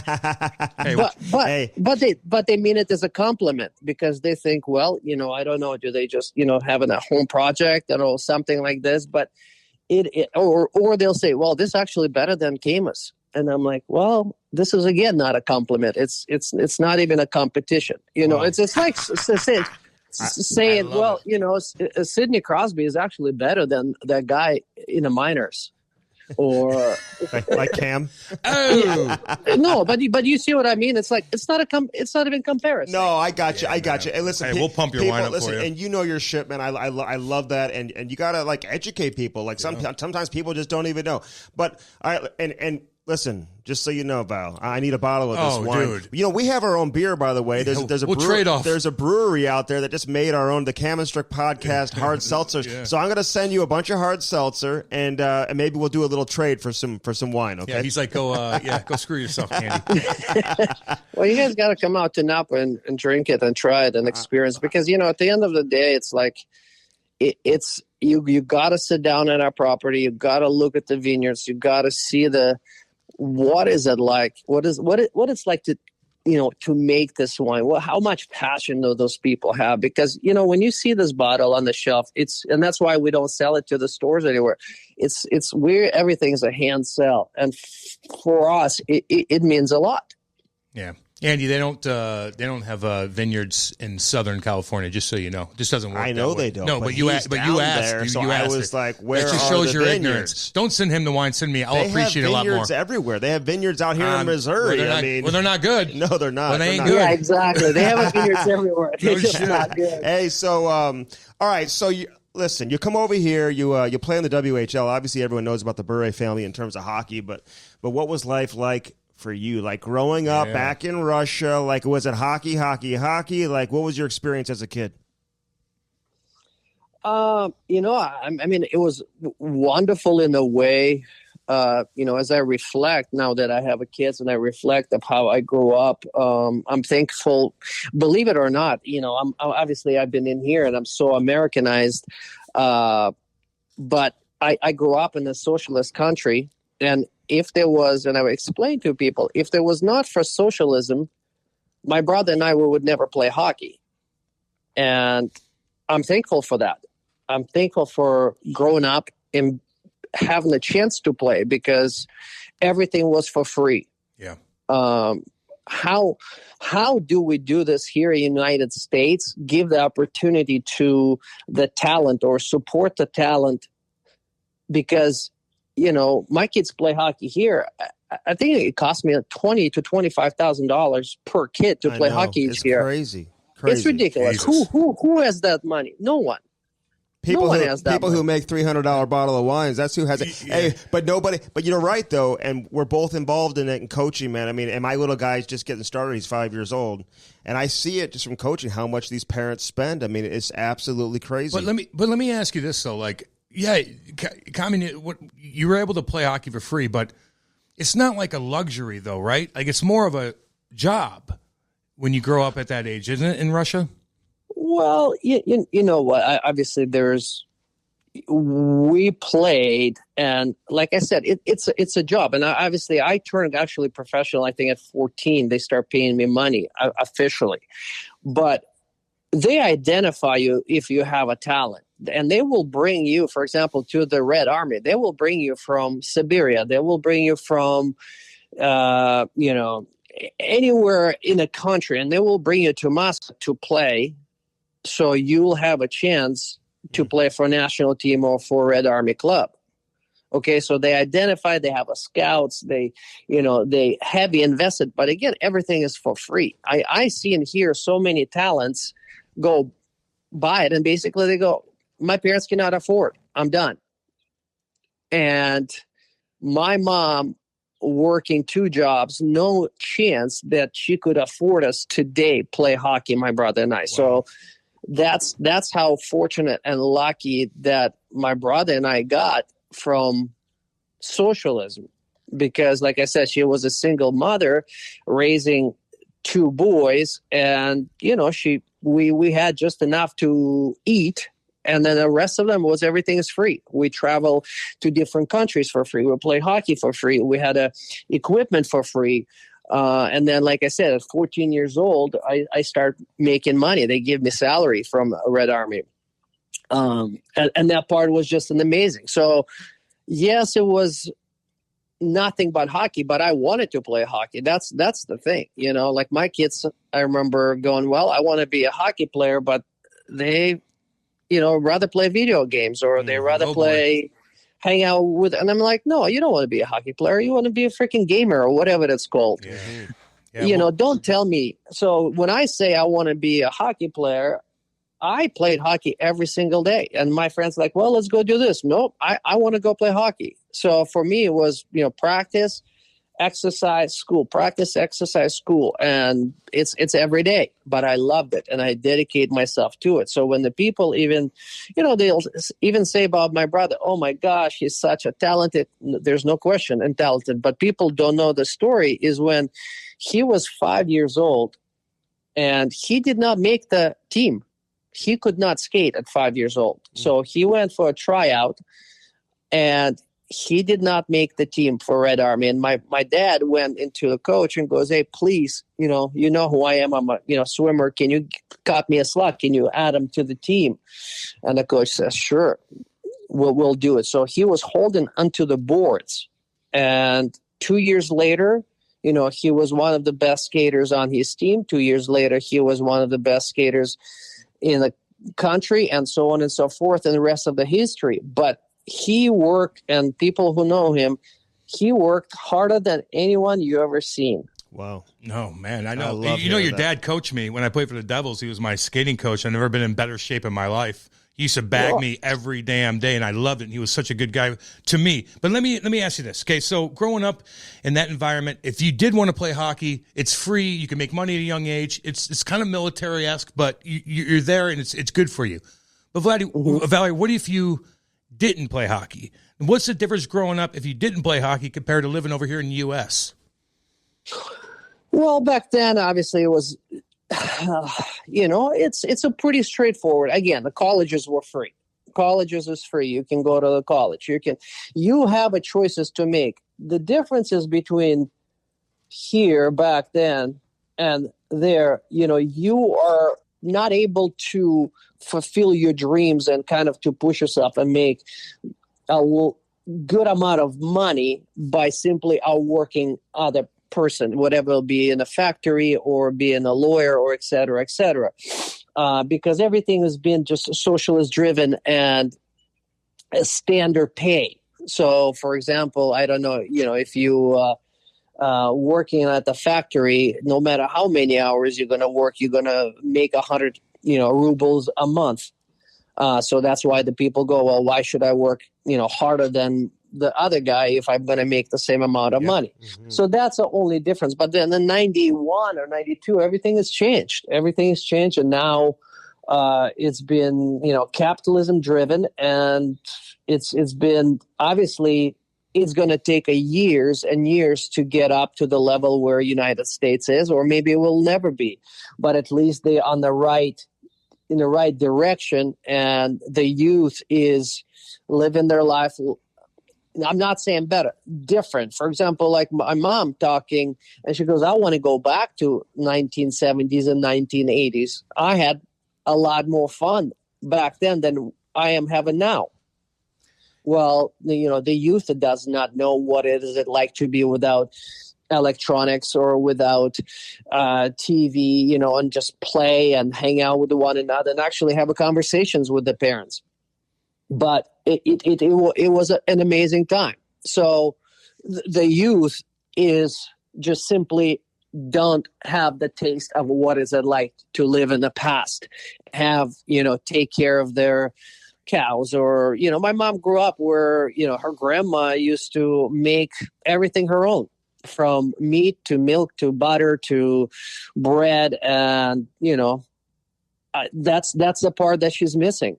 And these days, you go to the store in Russia and it's filled with any kind of a product, from meat to dairy to anything. I grew up, at one point, I think I told the story once, my mom told me to go get tomatoes, and I stood in line for 8 hours. Oh, wow. My God. Well, that's in Canada right now. I mean, that's crazy. So listen, we've had so many Russian players who have joined us, and some grew up dirt poor. I mean, just in terms of some of the stories that you hear. Did you guys have money? Because, your dad was, known. You just mentioned he was an Olympic swimmer. Did people know your family, and was he able to benefit financially from having success as a swimmer? I don't think at that time, because he retired, I believe, at 29 or 30. So that was kind of, there's really no money afterwards. And then, my mom and dad separated very early. So my mom ended up raising us on her own. And, we had a hard time for about 4 or 5, maybe 6 years where it was hard to put the food on the table. And my mom just worked 2 or 3 jobs, from cleaning lady to, she went to college, back to college, etc. And then, when my brother turned 14, 15, he got a salary from Red Army, and then that kind of helped. And then at 14, then I started to make money, and I think we got back on our feet from that. And I remember, because I was 14, I was not legal age to get the money. My mom will go and get my salary with me, and I was making 65 rubles, and my mom will go and she will take 60 rubles and give me 5. She goes, "This is for you." And I'm like, "Man, that sucks. You take all of my salary." But, she paid for the food, but five rubles were enough for me to, have ice cream and go to the movies and all of that stuff. So I was extremely happy and didn't even think about it. But we were, got back into our feet, and then obviously rest of this history, because then when you travel abroad and play in the United States, and they give you a little bit of money there, and you get the chance to buy yourself a pair of jeans or something like this. So it helped us quite a bit by playing hockey. What was it like when you first got to the US and Canada, North America, and you walk in? I mean, what's the biggest difference that you noticed? Is it like people obviously the weather where we were still kind of cold and stuff like that, but just like the everyday of life, like what was the difference when you first came to North America? Well, it was just a bizarre, because, we were growing up, the propaganda was, U.S., they don't live very good life and blah, blah, blah. And it's normal. It's a part of the, I guess, propaganda. And then when we got first time to United States, I'm like, wow, if they don't live very good, I'm like, I want to live not very good like that. I'm okay with that. Yep. But I guess, one of the things is, I remember, drive through McDonald's or drive through something. We're like, what are you doing? And you come into the box, you say something, and you arrive on the other side, and all of a sudden they give you the food. That was the most bizarre. And I remember after living here for 5 years or 7 years, my grandma came in, and I took her, and she freaked out. She was just like, "What is this? Can we go again?" And it's a little things that people take it for granted here. Even these days, it's like our grocery stores open 24 hours a day. There's nowhere in the world practically that's open. Like, my friends from Switzerland come, and they're like, I said, "Let's go to the store." And he's just like, "Yeah, but it's 9:00. I go, "Yeah, but everything's open." You can buy booze and a gun in the store in the U.S. Yeah, he's just like, "What?" I go, "Yeah." He's like, "Oh, I forget." So they love it. So the things that we take for granted here, and we're people whine and complain, politics, this, and I said, no matter what, we all do whine and complain, but it's still the greatest country in the world. So it is just a fact, and the little things we're taking it for granted. As crazy as it is here and not safe, but it's still the safest country in the world. Yeah. So we hear all these. East St. Louis, real quick, by the way. We hear all these stories though about the Russian players who had to defect, like the crazy stories and whatever. Elmo. So what was it like for you and your brother though? I know, and your dad, you come over and you play in the Western Hockey League and whatever. Like, Pavel was already relatively established at that point, right? People knew who he was and whatever. What was it like for you guys? And was there any kind of crazy story in terms of what you had to do just to get out of Russia? Well, I got screwed completely in that move. I mean, my move sucked. Because obviously my brother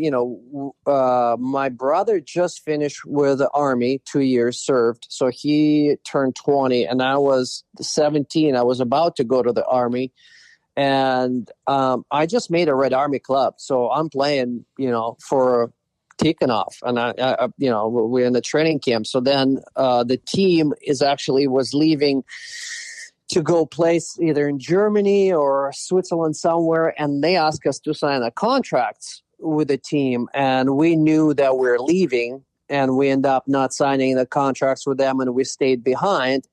And then it was very difficult for us to get passports to travel abroad, but somehow we got them done, and then we left.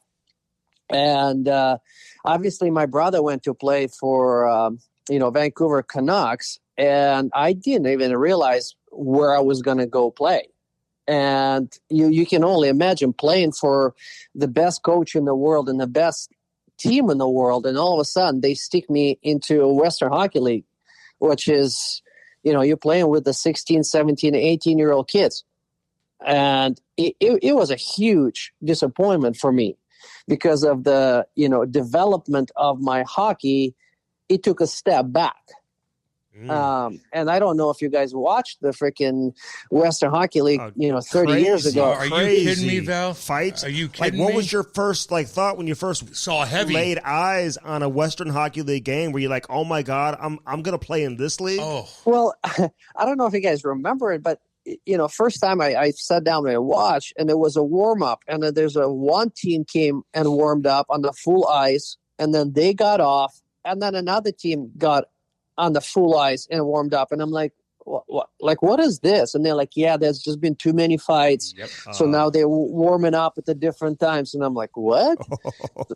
so then the freaking game started, and I have never seen that many fights before. Oh. And they just went after it, and I'm like, wait a second, how am I supposed to play in this zoo? And it took me a while. It took me a while to get used to it. My mom couldn't even watch it. She just like, it's not even a hockey. So it was very, very difficult. Although, there's a lot of talented players played in that league, and first or second line, but the third and fourth line, I mean, my gosh, people did not know how to skate, and all they did is just pound on one another. And that was a Western Hockey League to you. Oh yeah, you still put up 68 goals. You found a way to avoid the heavy. They're trying to get you, weren't they, Valerie? If they can't catch you, Valerie, you just score goals. Yeah, but I mean, listen, it's just not. If you think about the speed of the game, I'm playing with a 30-year-old. I played against Fedorov or my brother and Kasparaitis, all of the guys that are top players. So for me to go and play against all of those guys, and then coming down here and playing against mutants, kids, and the crazy kids, that's a completely different. So listen, I wouldn't do it anything differently. I probably would have stayed back and continued to develop, which is Tikhonov said that. He goes, Val, you needed another 2-3 years with me to continue to develop because, as hard as he is on people and players, I think he is one of the most brilliant coaches in development of a players. And I think I would benefit of that. By staying with them. So for me, it was a little bit a step back, but listen, we made the best of it. Again, do you guys remember Sergei Brilin? I played with him for 5 years, man. He loves wine, by the way. Yeah, he does. So we grew up. He was my centerman from 7 years old until 14. We grew up together, and I play with Andrei Nazarov and Gonchar. So all of those guys are, continue to stay here and develop, which is, they had no choice. But I think they benefited with that more. But at the end of the day, listen, it all worked out. I wouldn't change it for anything. I'd be able to learn English very fast. I lived with American family with the Billets. So my experience was, different from a lot of people, but it's fantastic. It made me the person that I am today. Yeah. All right. So what was it like for you though? So Pavel, he gets right into the NHL and he's scoring goals. He wins the Calder. And listen, you're doing your thing in the Western League, but you're still the younger brother trying to establish yourself. And obviously you want to get to the NHL and be a good player, end up being a second-round pick. Did you feel like you were always in his shadow? Were you chasing his footsteps because he was so great? Like, what was that like for you personally? Well, I remember when I was getting drafted, was in Montreal and Vancouver. I think they were picking in the 20s or 15, somewhere in there, and they're like, "Hey, if you're available, we're going to get you in the first round." So I remember sitting there, and Vancouver passed on me, and the first round is over, and my dad got so pissed. He just like, "Dude, that sucks." So he left to smoke a cigarette. And when he's left, freaking Montreal drafted me at 33rd overall. And when he came back, he just like, "What happened?" And I'm like, "Yeah, I know. I'm pissed too." But it turned out to be a nice thing, being drafted in Montreal, and people was very supportive. But as far as my brother in comparison, the good thing about it, when we were younger, growing up, we always were very competitive. It's like, "Hey, how many goals you score? How many goals I score?" And 30. Well, it just goes back and forth. It's like after each game, we were at each other's face. But as we grew older and started playing in a different levels, we really became supportive, and especially my brother was. He never put me down into another level. He always said how wonderful I was. So it was a very good supportive system from my brother, obviously, and it never made me feel any less than him. So I feel very comfortable in my own skin. And then the people, of course, compare us to, and I never had a problem with this because I always laughed. I'm like, "Guys, you compare me to one of the best players in the world." I said, "I have no problem with this." Damn right. I said, "If you compare me to some guy on the fourth line, then yeah, it sucks. I'm not Nothing as wrong good with as that, him." Val. Nothing wrong with being on the fourth line, Val. Now you're criticizing me. No, I'm just joking, buddy. You're joking.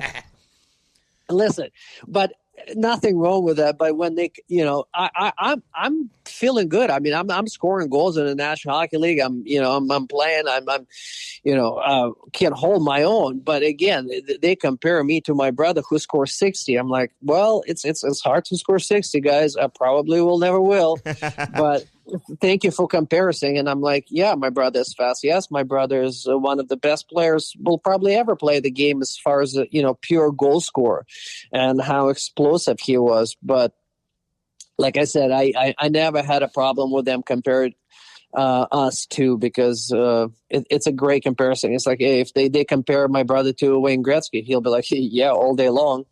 Yeah. Compare me. As long as I don't compare you to Andy, we're all good to go.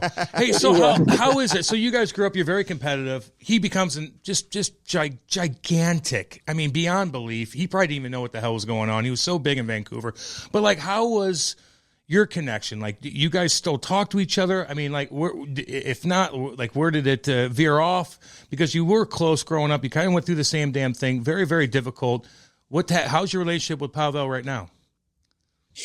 Our relationship has always been great. I mean, we've always been very supportive of one another. Like I said, from in the younger age, like I said, you're kids. You're fighting. You're making fun of one another. But as we got older, we both understood that this business, hockey business, is very difficult. So we would call one another after every game, and we talk and we share, and sometimes he needed just an ear to listen, and just tell me about his game, and other way around. And if I don't get along with somebody or I had a bad game, he'll be like, "Hey, it's okay, just stay with it." So brothers can understand a lot easier than anybody else, because he's been with me through a lot of the stuff, and all of our career we trained together in the summer, so we would spend a lot of time off training for it, and that was another wonderful thing. So very, very supportive, and even now I think we're still very supportive of one another. My brother's been very successful back home, with the night league, and now he's been inducted into International Hockey Federation, and it's just been very busy for him. So I've been very supportive of him, and the other way around, he's been very close to me. The Cam Strick podcast is brought to you by Bellman and Bellman.com. BEHLMANN.com. Get out there to Detroit, Missouri. Check it out. On one side, you got the Buick, the GMC. Options for everybody. Then right across the street, you got the Chrysler, Dodge, Jeep, and Ram. Again, find something that works for you and get yourself a new set of wheels in time for the winter. Now, back to the interview. All right, so listen, you end up going over to Calgary, and that's where things kind of like turned on for you. You had your 35-goal season. Yeah. But I've heard you say some good things about Brian Sutter, who we absolutely love. Yeah, we love him. And we've had him on the podcast with us. Amazing interview. What was it with you, your personality, that was such a good fit for Brian? Because from what I understand, there's a lot of mutual respect there.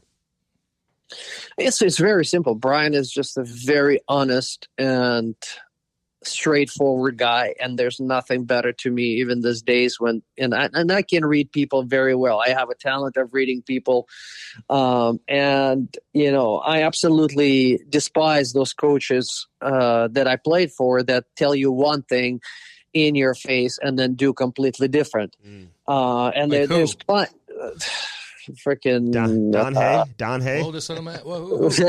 One of them, Don Hay. But I think the worst one is probably what's his name? The one from the Rangers. He won with the Rangers. Mike Keenan. Keenan. God, yeah. Everyone we have on has a Keenan story, so go ahead and share yours. No, listen, I just don't like those people. Simply, like I would not hang out with them or whatever it is. But Brian, I loved it because he screamed and yelled at your face, or, he would be, and there he will, pat you in the back and tell you everything is okay. But he will not tell you something and completely do something different behind your back. And that's what I love about it. I mean, he is as good a family guy, man, and he just, treat us like his own kids with a respect. He loved to win.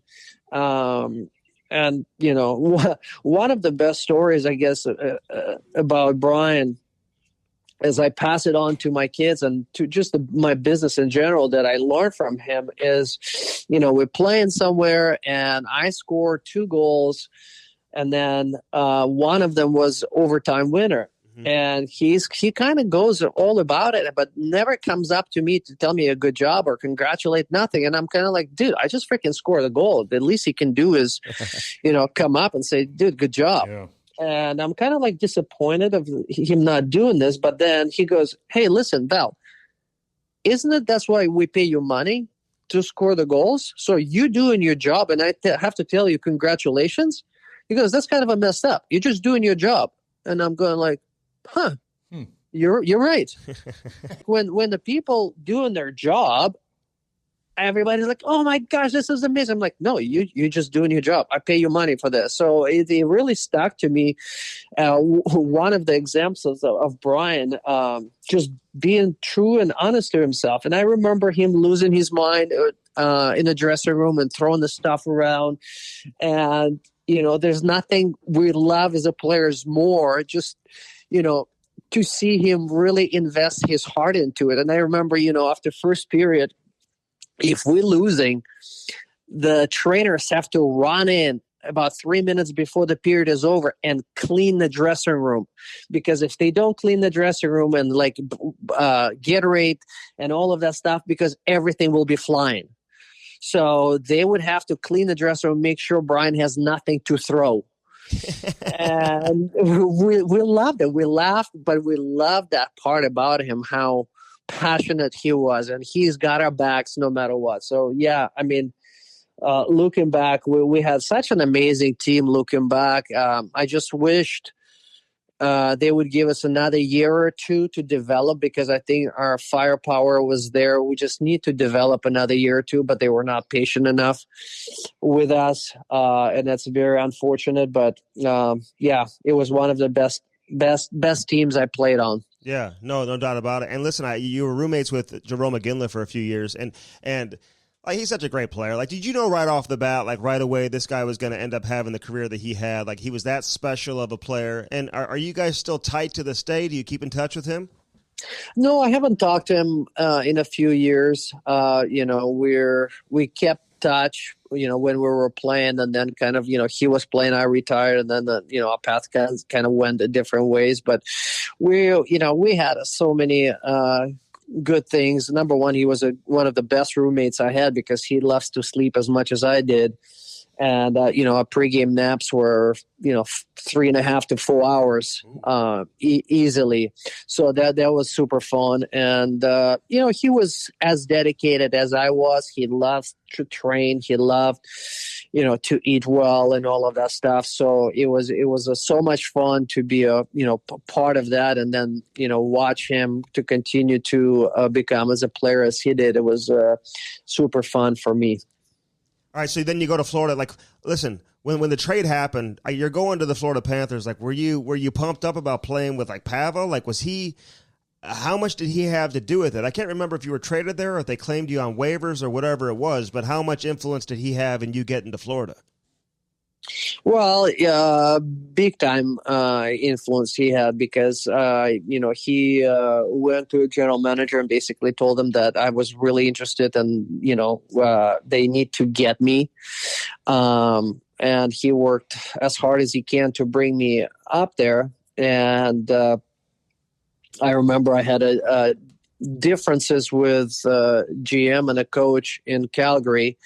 And, at one point they just they were not treating me fairly, and for one reason or another, and I don't really care what was the reason, but at the time I'm like, listen, I need to get out of there and change the situation, and that's worked out very well for me. Be able to go and play with my brother. It's people saying it's kind of a dream come true, but it was one of the best times for me and my hockey career to be able to play Olympic games with my brother and play. I think we played like 4 or 5 months only in the Florida Panthers, but just to spend the time with my brother, not even playing with him, but to go hang out after the game, before the games. We were together all the time. We lived a block away in Florida, and it was just a kind of like we were reliving childhood that we didn't have. Hanging out. He got to know my kids very well, and it was just a very pleasant time until my brother brought freaking Mike Keenan in, and then went downhill. Oh God, he was a freaking. Yeah, I said, why did you bring the freaking worst coach in the National Hockey League to Florida? And he laughs. He goes, there was nobody else available. I'm like, well, I said, no, there were. And he's just laughing. But, hey, listen, the rest of the history. Yeah, it's all good. But look, down in Florida, for your brother, though, like being down there, he was in Vancouver. It's a bubble. He can't walk anywhere down the street. But then you get to Florida, and, no one really knows you. You're on the water. Like, how nice is that? And did he was making a ton of money. Did he have a boat? Did he spend a lot of money? Did you guys go on fishing and stuff like that? Like, how was just playing down there in Florida? Well, in the beginning, I'll tell you about my experience in the beginning when I got traded and I got there, and we lived in a kind of like intercoastal area, and after a pregame skate I would grab a fishing pole and go fishing, and then I will take a nap and drive to the rink and try to get ready for a game, and my mind was not at the game. I could not focus. Wow. And it took me about a month going, listen, this weather's going to be here. The fishing is going to be here. Everything is going to be here. You got to play hockey. So that part was very difficult because when you play in Calgary or Montreal, as I was explaining to the people, when you play in an old forum, you don't have to get ready. You simply arrive at the forum and you have a goosebumps, and you going into the little locker room and you're sitting next to Patrick Waugh or Vincent Danfus or Mark Rake, and you're like, oh my gosh. And it just adrenaline kicks and you are sharp and ready to go. It was a little bit different when you arrived in Florida, but when you did get adjusted and you started to understand, it's one of the best places to play because it is nice to be able to come and wear shorts to the rink. And it is nice not be able to buck that recognized after the game. We would drive after the game, my brother and I, to South Beach, which is only 30 minutes away. And we would still sit in our suit and ties and having a dinner, and people would be like, "What do you guys do?" And we're like, "We play hockey." And they're like, "Where?" And we're like, "Here." And they're like, "What? We have a hockey team?" We're like, "Yes, 30 minutes away at Sunrise, you have a hockey team." And people had no idea, but it was wonderful because, like you said, when my brother was in Vancouver, he would have, we would sit around and eat, and whatever it is, your hands are dirty from eating ribs or chicken, and people will come and ask him for autograph, and he would look and he goes, "Look, like, my hands are dirty." And they're like, "Yeah, can you give us a autograph?" And he would literally grab the pen with his greasy hands and sign it, the picture, and he would be pissed off, just like, "Can't you guys see I'm having a time with my family?" But there was no privacy. There's absolutely no privacy. And I think that drove him absolutely crazy, that he was not be able to have that time. And then when he went to Florida, he loved it. And I loved it as well, that you'd be able to turn it on and off. But, there is something goes with it when you go into the dressing room after a game or after practice, and there's probably one reporter. Yeah. And you're like, where's everybody? And, when in Montreal, there's 20 of them. We had a separate bus traveling with us just with the reporters. Mm-hmm. So there's a pluses and minuses because, hockey is such a wonderful sport, and you want to feel that excitement when you go into Montreal or Toronto. But it's a little laid back in Florida. So there's definitely you missing that part of excitement and people gearing up. You're going into anywhere, and it's just people live and breathe hockey. Calgary is the same way, but Florida is just a little bit of quiet, but it's still a great place to play. Yeah. One more question. I want to go back to Montreal real quick. I'm curious, like, you're a young kid, you come in, second round pick. Like, was Patrick Roy, was he good to you? Do you have to mention 3 times that I'm second round draft pick? I'm sorry. Ask Andy what round he was drafted in. Yeah, let's just not mention that anymore. High draft pick. Yeah, there you go. Be proud of that. Should have been a first round pick. I've been going to a shrink for 30 years trying to erase my Andy. Hey, listen, I'm here to make you feel good. Send me the wine, by the way. Just say high draft pick. That's all. High draft pick. And again, Montreal scouting staff, they had no idea what the hell they were doing. They should have drafted you. And every other team that passed over you, we just got to let them know as well. Sucks. But Patty Waugh, because he was already a big deal. Obviously, you get there. Well, was he good to you as a teammate? He was great to me. He was really great to me, but no different than to anybody else. He is very straightforward. Again, he is not hiding his emotion. He'll tell you how it is. All he wants is just to win and for people to work hard. And I remember him snapping after first period or second period to some guys and basically called it how it is. He was borderline our coach, but he was fair. He was very fair. It's not like he just didn't like us or anything like that. He would tell you on how it is. And I remember, we were playing, and I was in a training camp, and one of my favorite spots was shoot on a goal is right above the shoulder. And I would nail Patrick a couple times, and I got him in the spot right in the shoulder. And it hurt him. And he come up to me. He goes, "Val, you shoot there one more time. I promise to you, I will hit you over the head with my stick." And I'm looking at him and go, "But Patrick, I'm trying to score the goal. I'm trying to make a team." So he was honest enough, but guess what? The next time I went, I shot the same place. There's just nothing. He's very competitive. He tell you how it is, and I love that about him. So he didn't treat me any differently. He saw that I worked hard, and I put my balls on the line every time we play, and he respect that. So, like I said, he treats everybody with a respect. So he's very different in that sense. He's very outspoken for a goalie, but he was a leader. He was a leader in the dressing room. Okay, so I want to move on now. So, listen, your wife Candace, she's mostly known not for Full House, but for being married to you. Like, just so you know. Bottom line. Everyone knows loved her. Full House. So, Andy, we love Full House. Oh my God, Full House! It was on in my house. My kids watch Fuller House now. It's like, I mean, next we're gonna have a Fuller House. It's just gonna keep going. Val's until gonna be in it. My grandkids. You're gonna be in the next ones.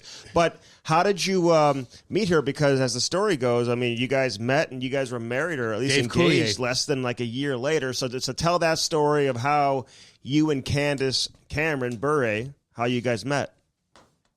Well, my brother and I, we were going to a strip club, and, we sat down, and all of a sudden I see this beautiful girl dancing, and I said, I want to marry that. And you gave her a bunch of money? she took all your money. I throw a bunch of ones at her, and she says, honey, you're my boy. No.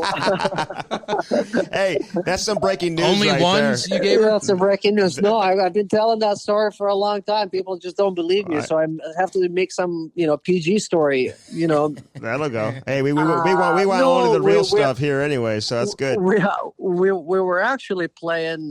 We lived in the Los Angeles, and one of the players that come out and play with us, Dave Coulier. Yeah, he's used to be.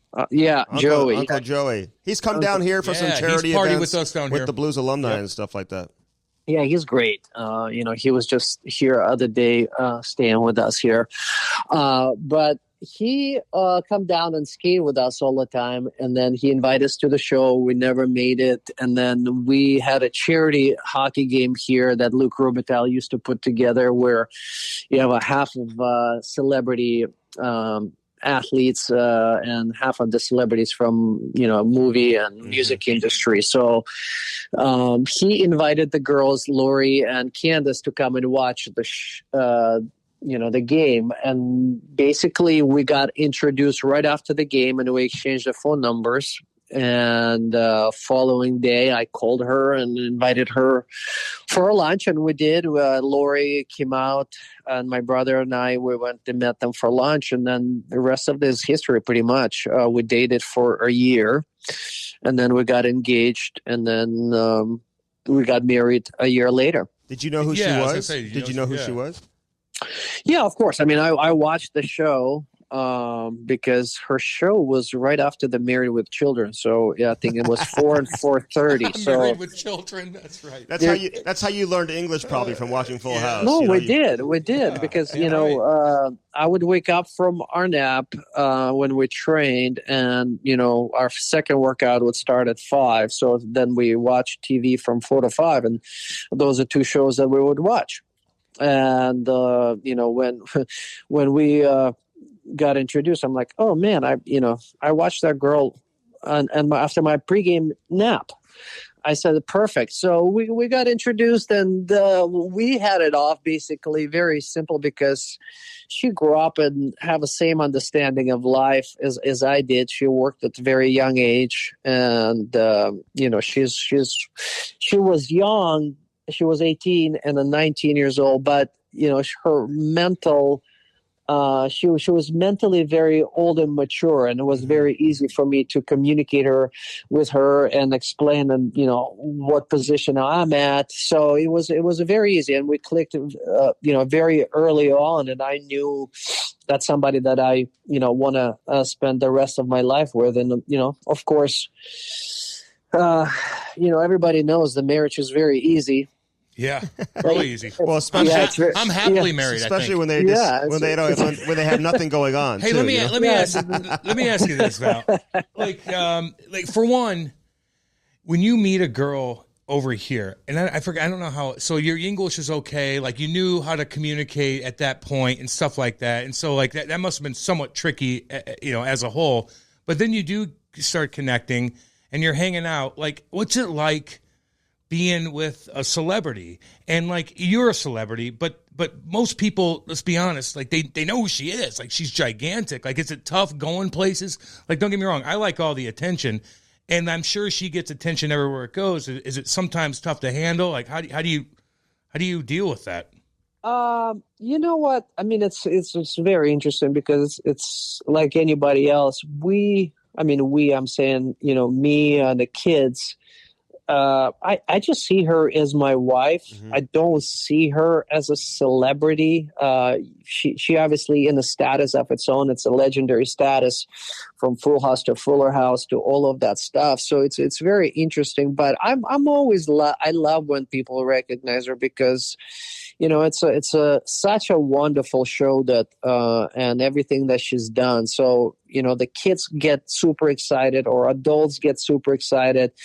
And it's absolutely wonderful. So, she can change the date. She can change the lives of people by simply saying hello. And I love it. I love it when the people recognize her. But, for us, it's like, it just sometimes is bizarre, because, we see her in the worst and at the best and anywhere in between. So, she is simply my wife, my friend, my partner, and, the mother of our kids and all of that stuff. So, it's wonderful. It's just, she's, recognized quite often, and sometimes she likes it, sometimes she doesn't. Just depends what kind of a mood she's in, but she's doing a very good job. Sometimes when she's not that happy, I have to kick her and say, "Hey, baby, you got to be nice." Kick or smack? You're kicking her? You smack her, right? Because sometimes, people just don't. People think she has to be always in the perfect mood and the perfect scenario. And I remember one of the scenarios is like, we were arguing of something, and then one lady came up to her and asked her for autograph or something, and want to hug her. And my wife just, was not as warm as she should be, but she was not in the best mood, because we were just in an argument, but nobody knows about that. So then that lady went and posted on social media, Candace Cameron is not as nice as she's, pretend to be, and on and on and on. So then my wife reached out to her, and she goes, "Hey, listen, no, this is wonderful, but I just had an argument with my husband, and you came up to me right after, and you judged me because of this and this." And so the lady felt really bad. But, it's a part of the life. People, you're not allowed to argue. Yeah. You're not allowed to be human. You have to be a robot. You are a robot. The marriage is perfect. The marriage is perfect, and it's super easy. Let me ask you this, though. Like, if you're a celebrity and women come up to you, you're like, "Oh, yeah, whatever. Okay, yeah, blah, blah, blah." But when a woman's a celebrity, there's weirdo dudes everywhere. I mean, like this happens. Like, does that ever happen when you guys walk? Like, weirdo guys come up and like kind of get creepy, and when you have to be like, okay, they think they know her because they've seen her on TV and movies. I'm being dead and all serious this stuff, on this. Like, it's a different animal when your wife's in that situation with a bunch of dudes creeping around. Well, hopefully there's not many dudes freaking creeping around because they're watching a Fuller House, or I hope. Well, those Hallmark movies. If they're creepy, if they're watching, I mean, come on. Those Hallmark for sure. Movies, they're creepy. My wife has those on 24 hours a day during Christmas. Andy does. Christmas time. The Hallmark movies. They're all it's on nonstop, Val. But you know what I mean by that. Yeah, those are the best. But you know what? I mean, listen, if she's with me and we're together, obviously they know, and I'm very protective of her, and I don't have a filter, so I'm okay with this. I don't have a social media, and I don't really care what people think about me, quite honestly. So I can tell them very quickly to buzz off, and not many words, but Yeah. And it's interesting. My wife, she does not like when I'm, short and rude to some people, unless somebody's not very nice to her. Then she's like, "Okay, honey, now you do your job. Go do it. Go be rude." But, but other than that, she's like, "Why are you so rude to those people? Blah, blah, blah." And I'm like, "Well, you like it when I'm rude, when people not nice to you." And she's like, "No, I do. Funny how that works, eh? Hey, let me ask you this though, Val. Like, being in a spot like you guys are, like you kind of have to be squeaky clean, And I saw, I don't know when it was, but you guys took a video or a picture, and like you guys were just joking, and she's kind of, I think she was grabbing you, or you were grabbing whatever it was, and it kind of blew up, and you have to put the flames out on that picture, and you guys are just trying to be jokey, but you have to be squeaky clean too. So like, how do you deal with that kind of stuff? Yeah, I said, listen, sweetie, if that picture made the news, it must have been a slow cycle. Basically, I basically stood behind her, and she likes taking the pictures. So she's like, hey, can you take a picture with me? So I did, 1, twice, 3 times, and then on the 4th one, I just basically grabbed her boob, and Don took a picture, and she just like, do you mind if I post this? I'm like, go for it. So that picture just blew up. And, Candace basically took it off, but then she put it back up, and she goes, listen, if my husband want to grab my boob after 30 years of marriage, I think that's pretty good. Yeah, damn right. And he can grab my boob any time of the day, and, twice on Tuesday. That's what I tell my wife. Anytime. Can I use that line? Any time of the day and twice on Tuesday. I get to grab you. Hey, you know what, though? But I love that, man. I love it, man. And, listen, you guys... You never know when people are taking pictures, too. I mean, obviously, a lot of times you do. But, I mean, people, the paparazzi and all that stuff, they're always out to get something. All right, but so Bob... Well, they saw it in front of our house here when, the funeral was going on. They saw it in front of our house in the van taking the pictures. And I'm like...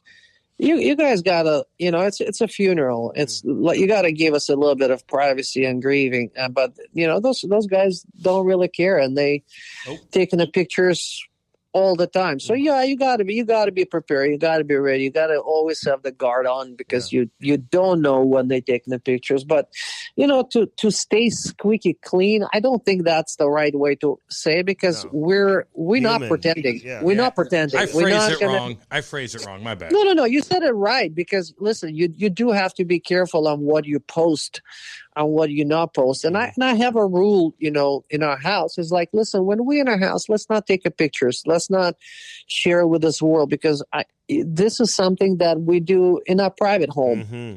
And it's got to stay here. So, but then if you guys want to share something with your, followers and all that stuff, I don't have a problem. But, I like to have a privacy of our own family time. And we do enjoy that very much. But, Candace is doing an absolutely fabulous job of posting and mixing in this private time and let her fans into her life. But, we're not apologetic of the lifestyle that we live. I mean, we're all going to make mistakes. We're all going to, fall. And it's just, listen, there's no judgment. It's I'm more about love and picking up each other up and going, hey, come on, you can do this. And the life is hard.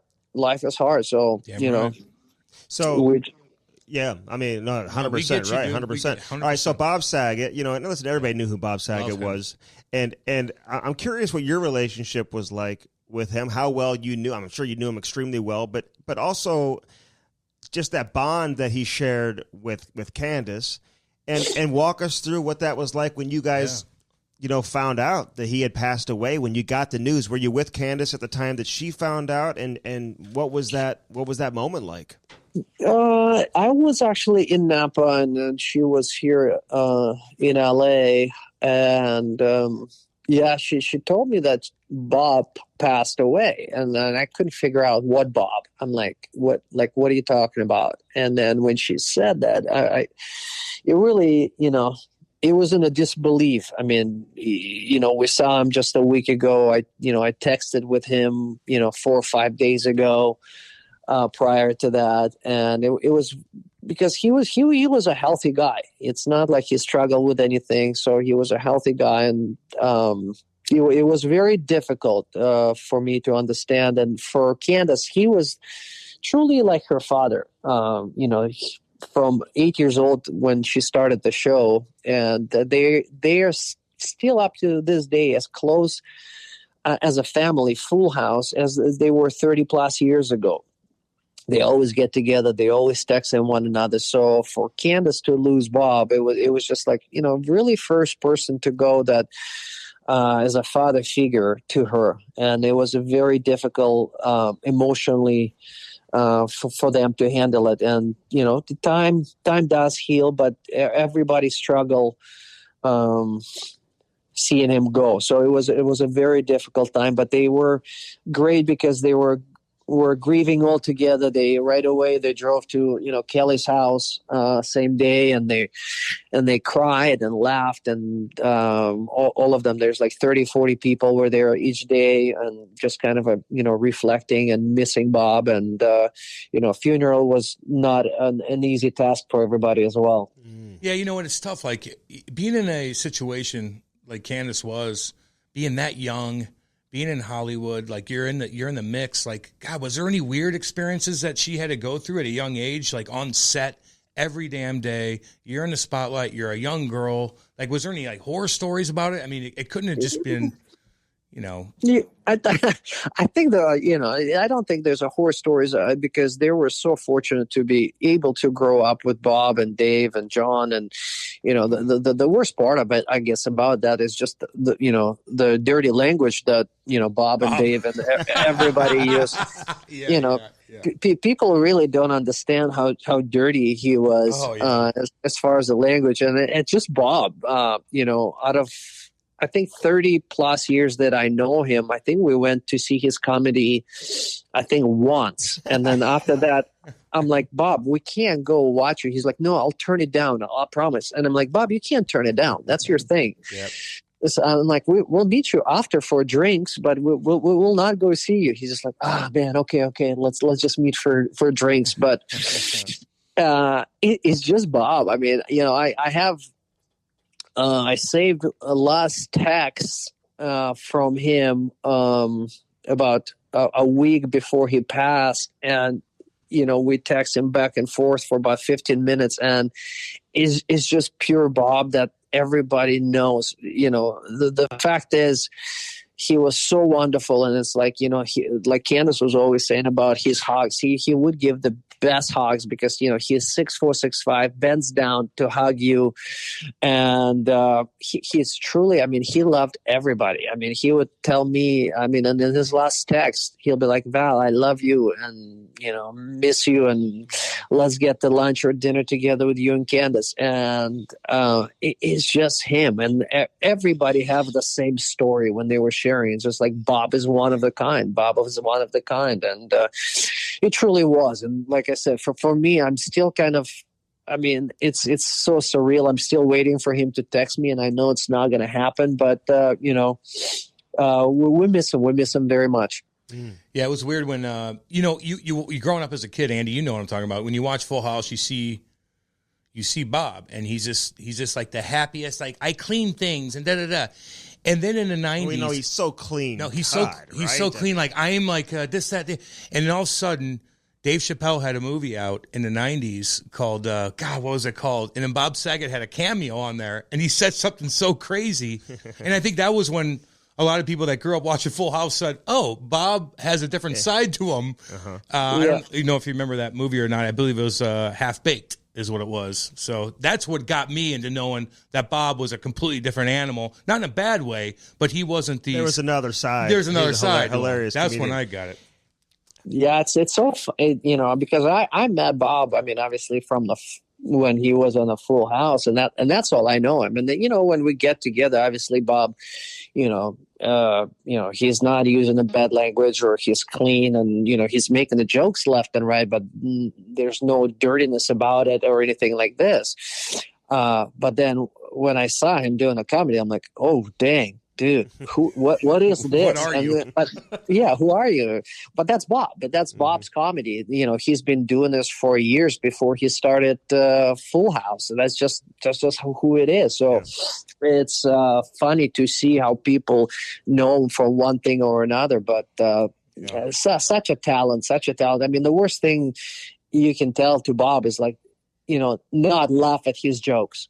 That's the worst thing you can do. If you want to offend him, in any case, if he makes a joke and you're just not laughing, he would be rest of the night. He would be devastated. What was it not funny? What like why? What did I say? I thought it was funny. So it's his job. So it's he was very, very sensitive in that. So, but we were when we get together, I mean, I was crying, laughing every dinner because the jokes were going left and right, and he is so funny, and it's just a wonderful human being. Yeah. And I knew his parents. I remember his parents very well, and his dad was as funny as Bob, and old Jewish guy that just making dad jokes, and and they feed one off another. It's just a wonderful, wonderful family. Well, and you know how the guys are inside the dressing room too. But like when you're married to Candace and you're still playing, are your teammates like, "Hey, come on, when's Candace coming out? We want to meet Candace." Where's DJ? And they're just throwing out nonstop, full house lines and questions. Well, they want to meet everybody. Who was the worst with that? Come on, Val. I tell you that even the better than this is forget about me. Like my kids when they were playing hockey.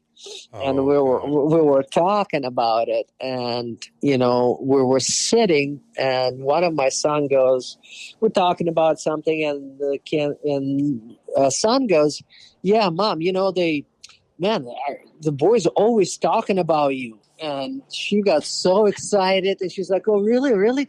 Oh, well, what are they saying?" And I'm going, "Honey, you don't want to know what they say." And she's like, "What?" I go, "Yeah." And she's like, "They would say that?" I go, "Baby, yes." They would say some nasty things. And she's like, "Oh, man." So I think, and even my kids got used to that because, it's like once you say once, twice. It's one of those things. When it's not true, it doesn't really hurt you. Mm-hmm. It's one of those things when it's true, you'll be like, "Oh, dang, that hurt." Yeah. Man, that's so crazy. When they say, "Well, your mom, blah, blah, blah, blah," or it's like, okay, yeah, I heard that before. It's old. Maybe first time somebody said it bothered me, but now it doesn't. So yeah, I mean, it's a dressing room. It's a fun. And, if you let that bother you, then they got to you. But if not, after 2-3 seconds, they'll be quiet and they'll move on. Listen, that's how it goes in the locker room. If there's a kid on the team with a good looking mom, like it is what it is. Like the guys are going to talk about it, so it's just organic for the boys. Back for young. Sure. Hey, listen, those are 14, 15-year-old boys going at it. It's a sister, it's a mom, it's whatever it is. It's like, dude, you got to get it. Hey, it's a compliment. It's a compliment. Hey, so how often is and we're going to let you go here in just a minute. But how often is she shooting like this Hallmark stuff? I mean, is she knocking them all out like in a couple of weeks, or is this like a year-round thing for her? Fuller house? Like how often is she working? How often are you guys away from each other? Last few years she's been very, very busy. She shoots all the movies in Vancouver area, so she would have to go for 5 weeks at a time. So 2 weeks of quarantine, and then God. Yeah, 3 weeks of shooting, so 5 weeks, and it was very difficult. So I think we decided that that was too long and it's enough. So it's not that great for our family. So we're thinking that she's going to do something different because 5 weeks apart is just too long. But she can still do the movies and whatever. Like, can't they do it in the States where they don't have to? Andy's worried that the Hallmark movies aren't going to be available in the next couple months here. Like, so just like let him know, reassure him that he's going to be able to watch. Yeah, no, the Hallmark movies are going to be still coming. Don't worry about it. We had to make sure. Set up your DVR. Yeah, no problem. Hey, and you know what? Hey, listen, we're here in St. Louis. I got to hear like one Blues story. I'll never forget because like I was with you guys. Like, you had a knee injury, I think. You only played 5 games here after you were traded here.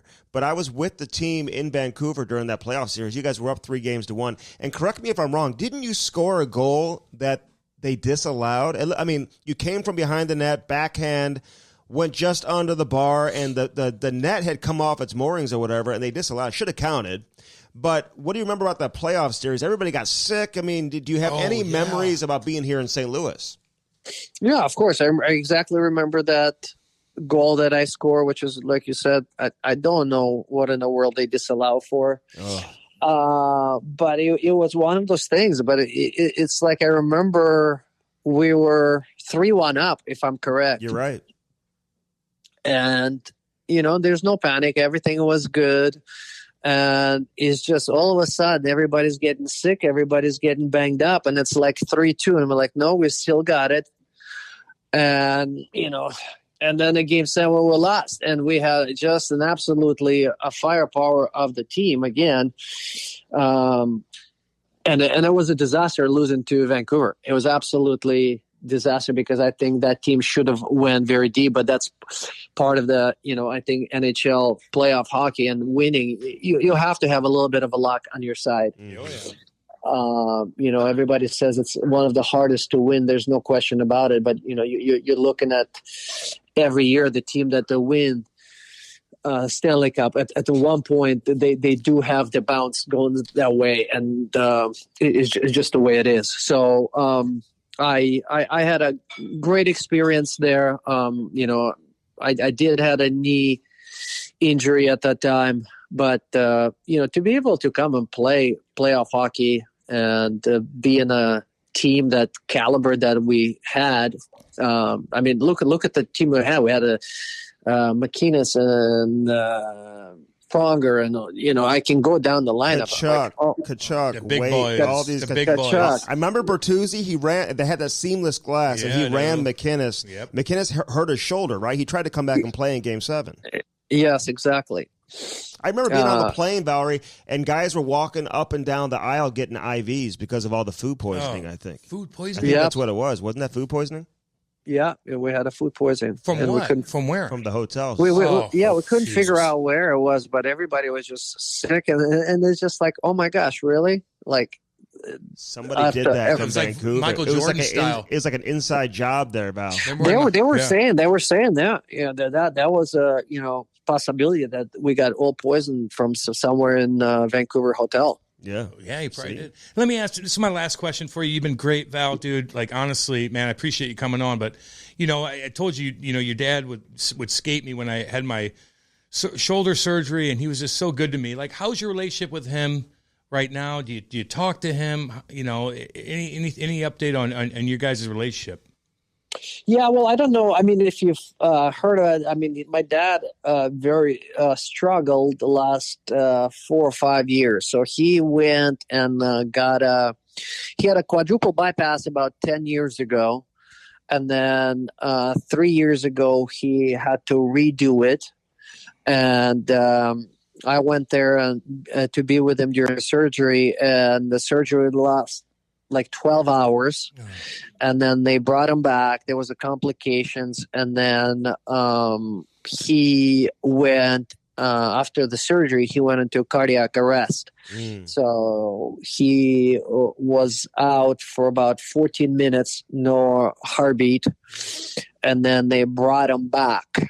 And then, they said it's very interesting. They said that he will never move or walk or be the same ever again because he was gone for 14 minutes, and basically a month later he walked in on his own back to that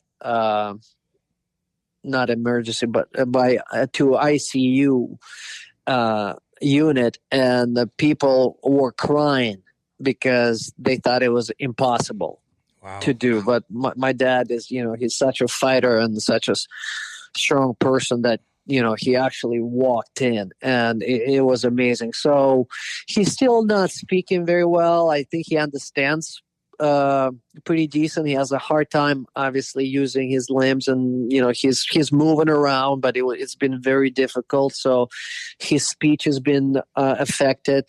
So he's just he's fighting. He's trying to survive. So there's not that much because it's on the phone is a lot harder to communicate because I just don't understand what he's saying. So I'll call him on the birthdays and all of that stuff. So that's kind of on my dad in the last 4 to 5 years. Okay, well, all the best with your dad, man. Yeah, man. Hey, and last thing, the twins, Mary Kate and Ashley, how come they're not on Fuller House? And like, are they? What are they doing? Does Candace still talk to them? Are they still friends? Because you said everybody's so close.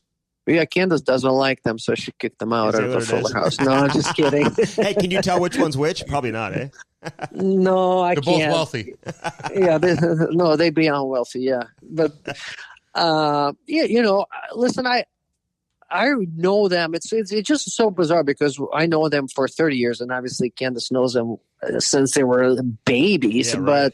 But I remember picking them up at their house and taking them to the parties with us, and they just sweet and all of that stuff. And we saw them during when they came out for a funeral, and they were very sweet, very nice. And people don't understand. It's very difficult, for young celebrities or young kids to grow up in the spotlight and what it does to you. It's just very difficult to be normal. So I'm not saying that they're not normal, but they're really like the privacy and they like the way they are. So I think they do wonderful and they very successful. So, but I don't know exactly what reason why they don't want to be a part of the Full House or Fuller House. But everybody's got their own opinion and all that stuff. I think it's a legendary show, and like we said, the people will be watching it for years to come.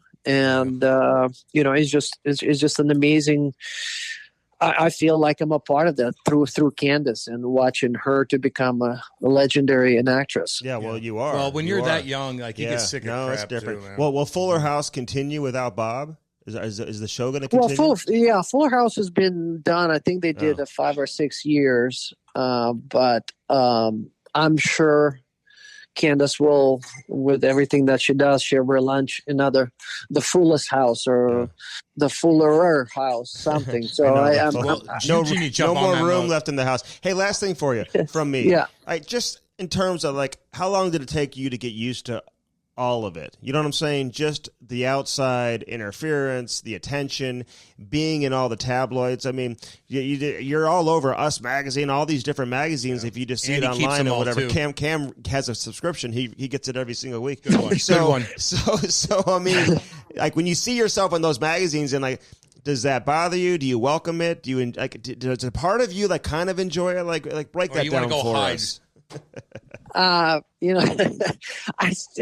can never get used to this. I'm not a big fan of that. I never was. I think I tried to explain to you guys that I'm more into privacy and kind of doing my own thing. But I embrace it. I embrace it as much as I can. My wife likes it. My wife likes to be in every magazine. And oh, good. Well, she likes that. She's standing here laughing at me. Is she? Can we say hi to her? Can I just say hi? Can we talk to Candace? I'm listening to my husband try to get out of answering this question. How are you? Candace. We talked about you the whole time, by the way. I know. And listen, Candace, my wife follows you on Instagram. I'm going to have her send you a message when we're done. You do a great job promoting all the different products, everything you're doing, Candace. We want to get you on the show next, okay?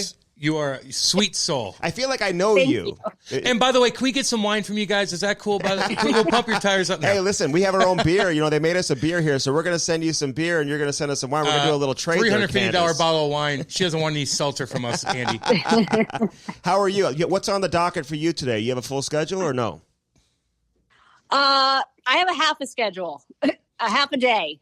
So today's kind of a light day. It's I have some meetings that I'm going to, but I'm trying to ease back into life after going through a lot of grief. It's been hard. Yeah, well, we're thinking of you with all of that. Absolutely. Now, did you become a hockey fan after you married Val? I remember you came to St. Louis when he played for the Blues. He only played here 5 games, but you came here. I remember there was a rumor Candace is here. Yeah.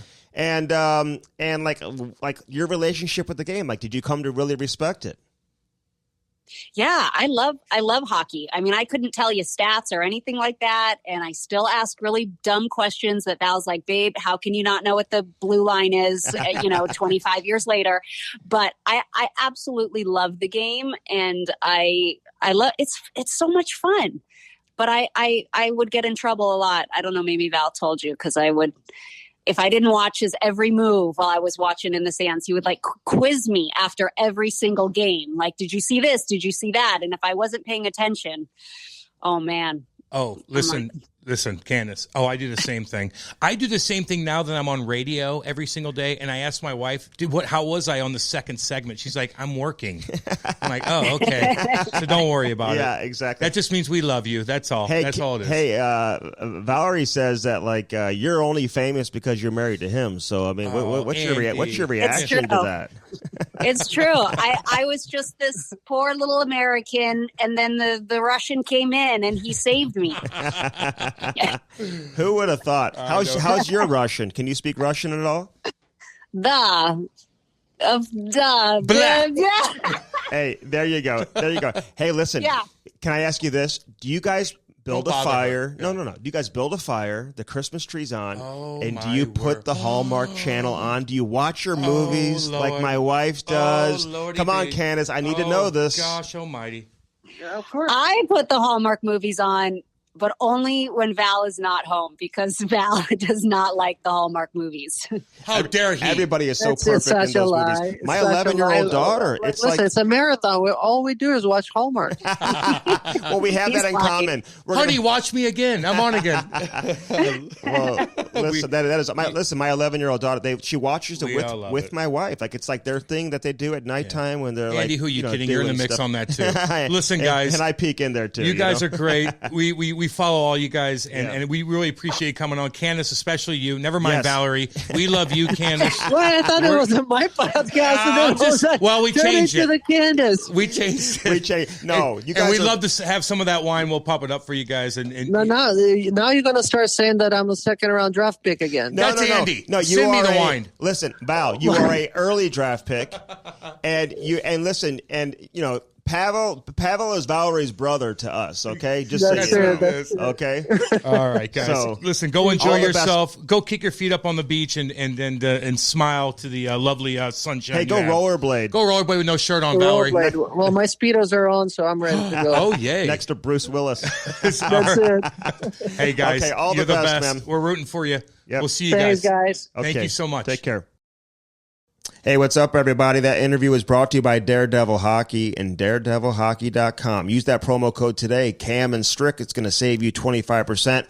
All caps, Cam and Strick, Daredevil Hockey.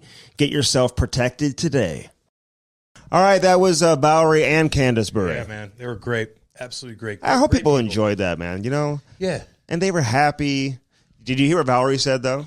She was like talking, we're doing the podcast. She's like, hey, this is my podcast. You know, like he's got to get some attention at some point, too. Know. Well, that's tough, man, to have a superstar as a wife. Could you have a wife who just got way more attention than you? I wouldn't want it. You wouldn't be able to handle that. No, I need all the attention myself. You know, how would you deal with that? Divorce her and take all her money? We asked about the twins, dude. Ashley and Mary Kate Olsen, dude. They're worth like $250 million each, I think. Yeah, they went down a weird path for a while. They did. Yeah. Well, child stars, man, it's not easy. No, Jodie Sweeney was on meth. Who's Jodie Sweeney? She's what show is she from? Full House. She's a middle child. Oh, really? She was on meth, yeah. Oh, she's doing great. Are you positive about that? You better make sure you're right. Look it up right now, we're actually part of the family now, so we got to make because she's on Fuller House. The middle one, she does a great job. Yeah, she was on hardcore drugs. Yeah, and I think her and Candace are very close. Like they're all great. Yeah. They had some other issues, you know. Uncle Jesse's wife on the show had the college thing going on. Oh God, yeah, that was a fucking. She fucked that up. Would they say like she plays like cricket or something? No, like, you know. Well, they just took advantage of the situation because you're powerful, and I don't like that. No, and her daughter's already making a ton of money off of like doing shit, and she's beautiful. Yeah. And it's like, what else does she need? Yeah. You got to hook her Uncle up. Joey's cool though. We like Uncle Joey. Dave Coulier. Yeah, damn right he is. And we love Bob Saget. He comes to St. Louis and does stuff for the alumni. He does. He's been here. Chaser and all those guys know He's him. participated in several of the roasts that they've had here. Yes, dude. Yes. He's an awesome guy. Yeah. Uncle Joey, cut it out. And he loves hockey. He loves hockey. Yeah, big time hockey. And we love Bob Saget and everybody else. So, I mean, again, congratulations on all their success. And I love how Valerie just kind of, like, they've been married for a long time. Long time. I mean, they were married at, like, a very young age. I mean, he was married back, you know, early portion of his career. I did ask him, like, how'd you wheel that? Because... Well, I told you. And Dave Coulier actually I know, but, like, them. I don't care. Like Pavel went with him on the first double date though, with Lori. You don't speak that great of Lori English. Loughlin. Lori Loughlin. Yeah. And so like you don't speak that well of English, and you're like, okay, and like how do you How do you? Love is love, bro. Andy, love is universal. Love is universal. You're such an idiot. I mean, you need to understand that. You don't listen. Hey, I've loved more women than you've loved. Trust me. Love is its own language. I've been in love more than you. Trust me. Really? Yes. Like in love? Well, how many have you actually like loved? One. Okay. Yeah. Like truly loved. Because some nights like, oh man, she was so. And some days you're like, okay, I want to be by myself today. Get me away from everybody. Yeah. I've never really had that feeling with my wife. Well, you weren't a wheel. Oh no, before your wife. Yeah. No, you know what I'm saying? Yeah. Where I'm just like, I just want to. I don't want to hang out today. Like honestly, from the first day I met my wife, I will say this: we hung out like every day ever since. Okay, I took Kate. Ever since, with fucking 15 dudes, and we'd get in and go party. I'm like, I'm not letting her get away. Dude. No, yeah, I knew I needed to settle down, but I went through everything, and I actually, you got to give me some respect. I didn't have any kids. Mm-hmm. I didn't get married. Still don't. I know, but I did it right. Mm-hmm. I partied like a rock star in my little world. I hung out with girls until I needed to settle down, and I made my decision. I didn't get married at a young age. Was she married before? Or? Fuck no, you stupid. Well, she's got 15 kids. Yeah. Three different dudes. She used to be married to my best friend. Yeah. She dated my best friend. A lot of people do that. You know, like they did she? Mm-hmm. Jason. Her get out of town. Yeah. Wow. Jason was You guys all went to the same high school. Yeah. Wow. That didn't even bother me. No? Like, fucking right. At least I know. And then, like, she didn't date me, but I had. Like, how long they date for? Like, what do you mean date? I don't know. In high school, it doesn't matter. Yeah, okay. All right. The NHL's announced a big announcement. What? We knew Trevor Zegras was going to be making an appearance for the breakaway challenge, you know, at the All-Star game. Didn't we talk about that before they announced it? I was like, why aren't they bringing him there when like the NBA brings guys in for like the young stars game and the 3-point contest, dunk contest? You don't have to make the All-Star game. It's like showcasing the biggest names. It's so hard to make the All-Star team as it is. So I'm glad they listened to us and Zegras is going. So they made that announcement official in a press release. Manon Riom is like, she's going to participate in like a skills competition. Like she hadn't played goal in like years. You know, she's like the first like women like professional goalie. Pascal was cool. He was so cool. He played here. Really cool guy. Played in Jersey. That's right. Yeah, he was my captain. Yeah, 25 I think favorite there. Dude ever. Well, he was 25 here. What number did he wear there? I don't know. You don't remember? I don't fucking remember. Yeah, Manon. What number did he wear? What the fuck? Rayom. Her son's a pretty good goalie too. Like a few years back, he played for Team USA in the World Juniors. So are you going to tune in to watch Manon make some saves? Andy, no. The first woman to ever play in an NHL game. Andy, I don't watch All-Star games. Okay, so actor Wyatt Russell is also going to participate in the skills competition. Reaching. And then fucking Machine Gun Kelly with his pink I said outfit. that. You hear me say that to Bernie on the air the other day. I said, Bernie, you looking forward to seeing Machine Gun? I don't like him because he's kind of cool, isn't he? I don't think he is. No, he's banging Megan Fox. But, like, he fucking chirped. He's what? Candace is listening to. Oh, yeah. He's making sweet love. I mean, come on, dude. Why would you say that if you know the Bures are listening? I'm sorry. But he's making sweet love to Megan Fox. But he dissed Corey. We probably should beep out everything you said in the intro, too, out of respect for the Bures, dude. I don't like the way you're talking with the Bures listening today. He chirped Corey Taylor as far as wearing masks as the front man for Slipknot. And Corey Taylor's like, motherfucker, I've sold so many albums being a heavy metal headbanging son of a bitch. And then I created another band, and I'm also unbelievable in a different kind of style. Without even like promoting himself. Without anything. And I am so multiversed when it comes to singing and headbang. I could sing melodies and I could be a psycho. Yeah. Hey, Machine Gun Kelly, you skinny fuck, go fuck yourself. Okay, is that what he said? No, yeah, okay, basically. Candace is listening to it. I really would like you to stop. We love you, Kansas. Like that. Candace. In front of Candace. I call her Kansas. Her parents are probably listening too. And Kirk Good Lord. Listening. Kirk Cammon's probably listening. Yeah, whatever. Kirk. He's going to be fine. Sorry. Remember the show that he was on? Yeah, with Growing Leonardo Pains. DiCaprio was in that mug too. Was he? Yes, he was. He was the younger kid? He was a blonde-haired kid. That was Leonardo DiCaprio? Booger? Had no idea. Boner. No, Boner. They call it Boner. No, there was a different guy named Boner in the show. They called somebody Boner. Yeah, I know. Isn't that weird? They would never do that Christian today. Show. And they got a boner. Well, it's not. It wasn't a Christian show. Kind of. But they didn't do anything hardcore, and they got a guy named Boner creeping around with a boner. They go to school like on the set of the show. That's like they don't go to like school. Go fuck yourself. Yeah. Like, I'm gonna be a like, pimp. What are you talking exactly. about? I'm gonna go to school to learn what? I know. Acting. I need to learn what I'm doing. I need to learn my lines. What do I need school for? Teach me in my memory. Yeah. Well, we love the Berets, though, man. So anyway, Wyatt Russell, what event will he participate in, you think? Andy, I don't know who the fuck that is. Well, he's going to participate. We look forward to that. He's formerly seen on the Groningen Grizzlies of the Dutch Eredivisie show. I don't know what that is. Andy, I don't know. Also, 3-time Olympic medalist Jocelyn Lamoureux Davidson will participate in the Discover NHL Fountain Face-Off and assist with the Honda NHL accuracy. Oh, my God. shooting. I'm going to watch it just because of that. The fuck out of here. The NHL. I mean, you got the NFL doing their thing, and Christ. then you got Patrick Mahomes. You got all these guys like doing somersaults, doing this, and now you got the NHL All-Star Game. Like we have a guy that's going to do something that no one knows. Like, oh, cool, fuck yeah. Oh my God. Anyway, it's all good, man. I'm just chirping. All right. You know these guys. I love all y'all. All right. I love all y'all. Final thought on Valerie and Candace. I love them both. Yes. I love them both. And we want some wine, too. We want to get some of that wine. I want to send them some Cam Strick. You know what I hate when people say? Beer. They're like, Cam, people that like smell their wine and act like they know what to talk. They don't know what to, I go, what? Okay, I go, listen, let's talk about what the this. fuck do you say? I go, wait, no.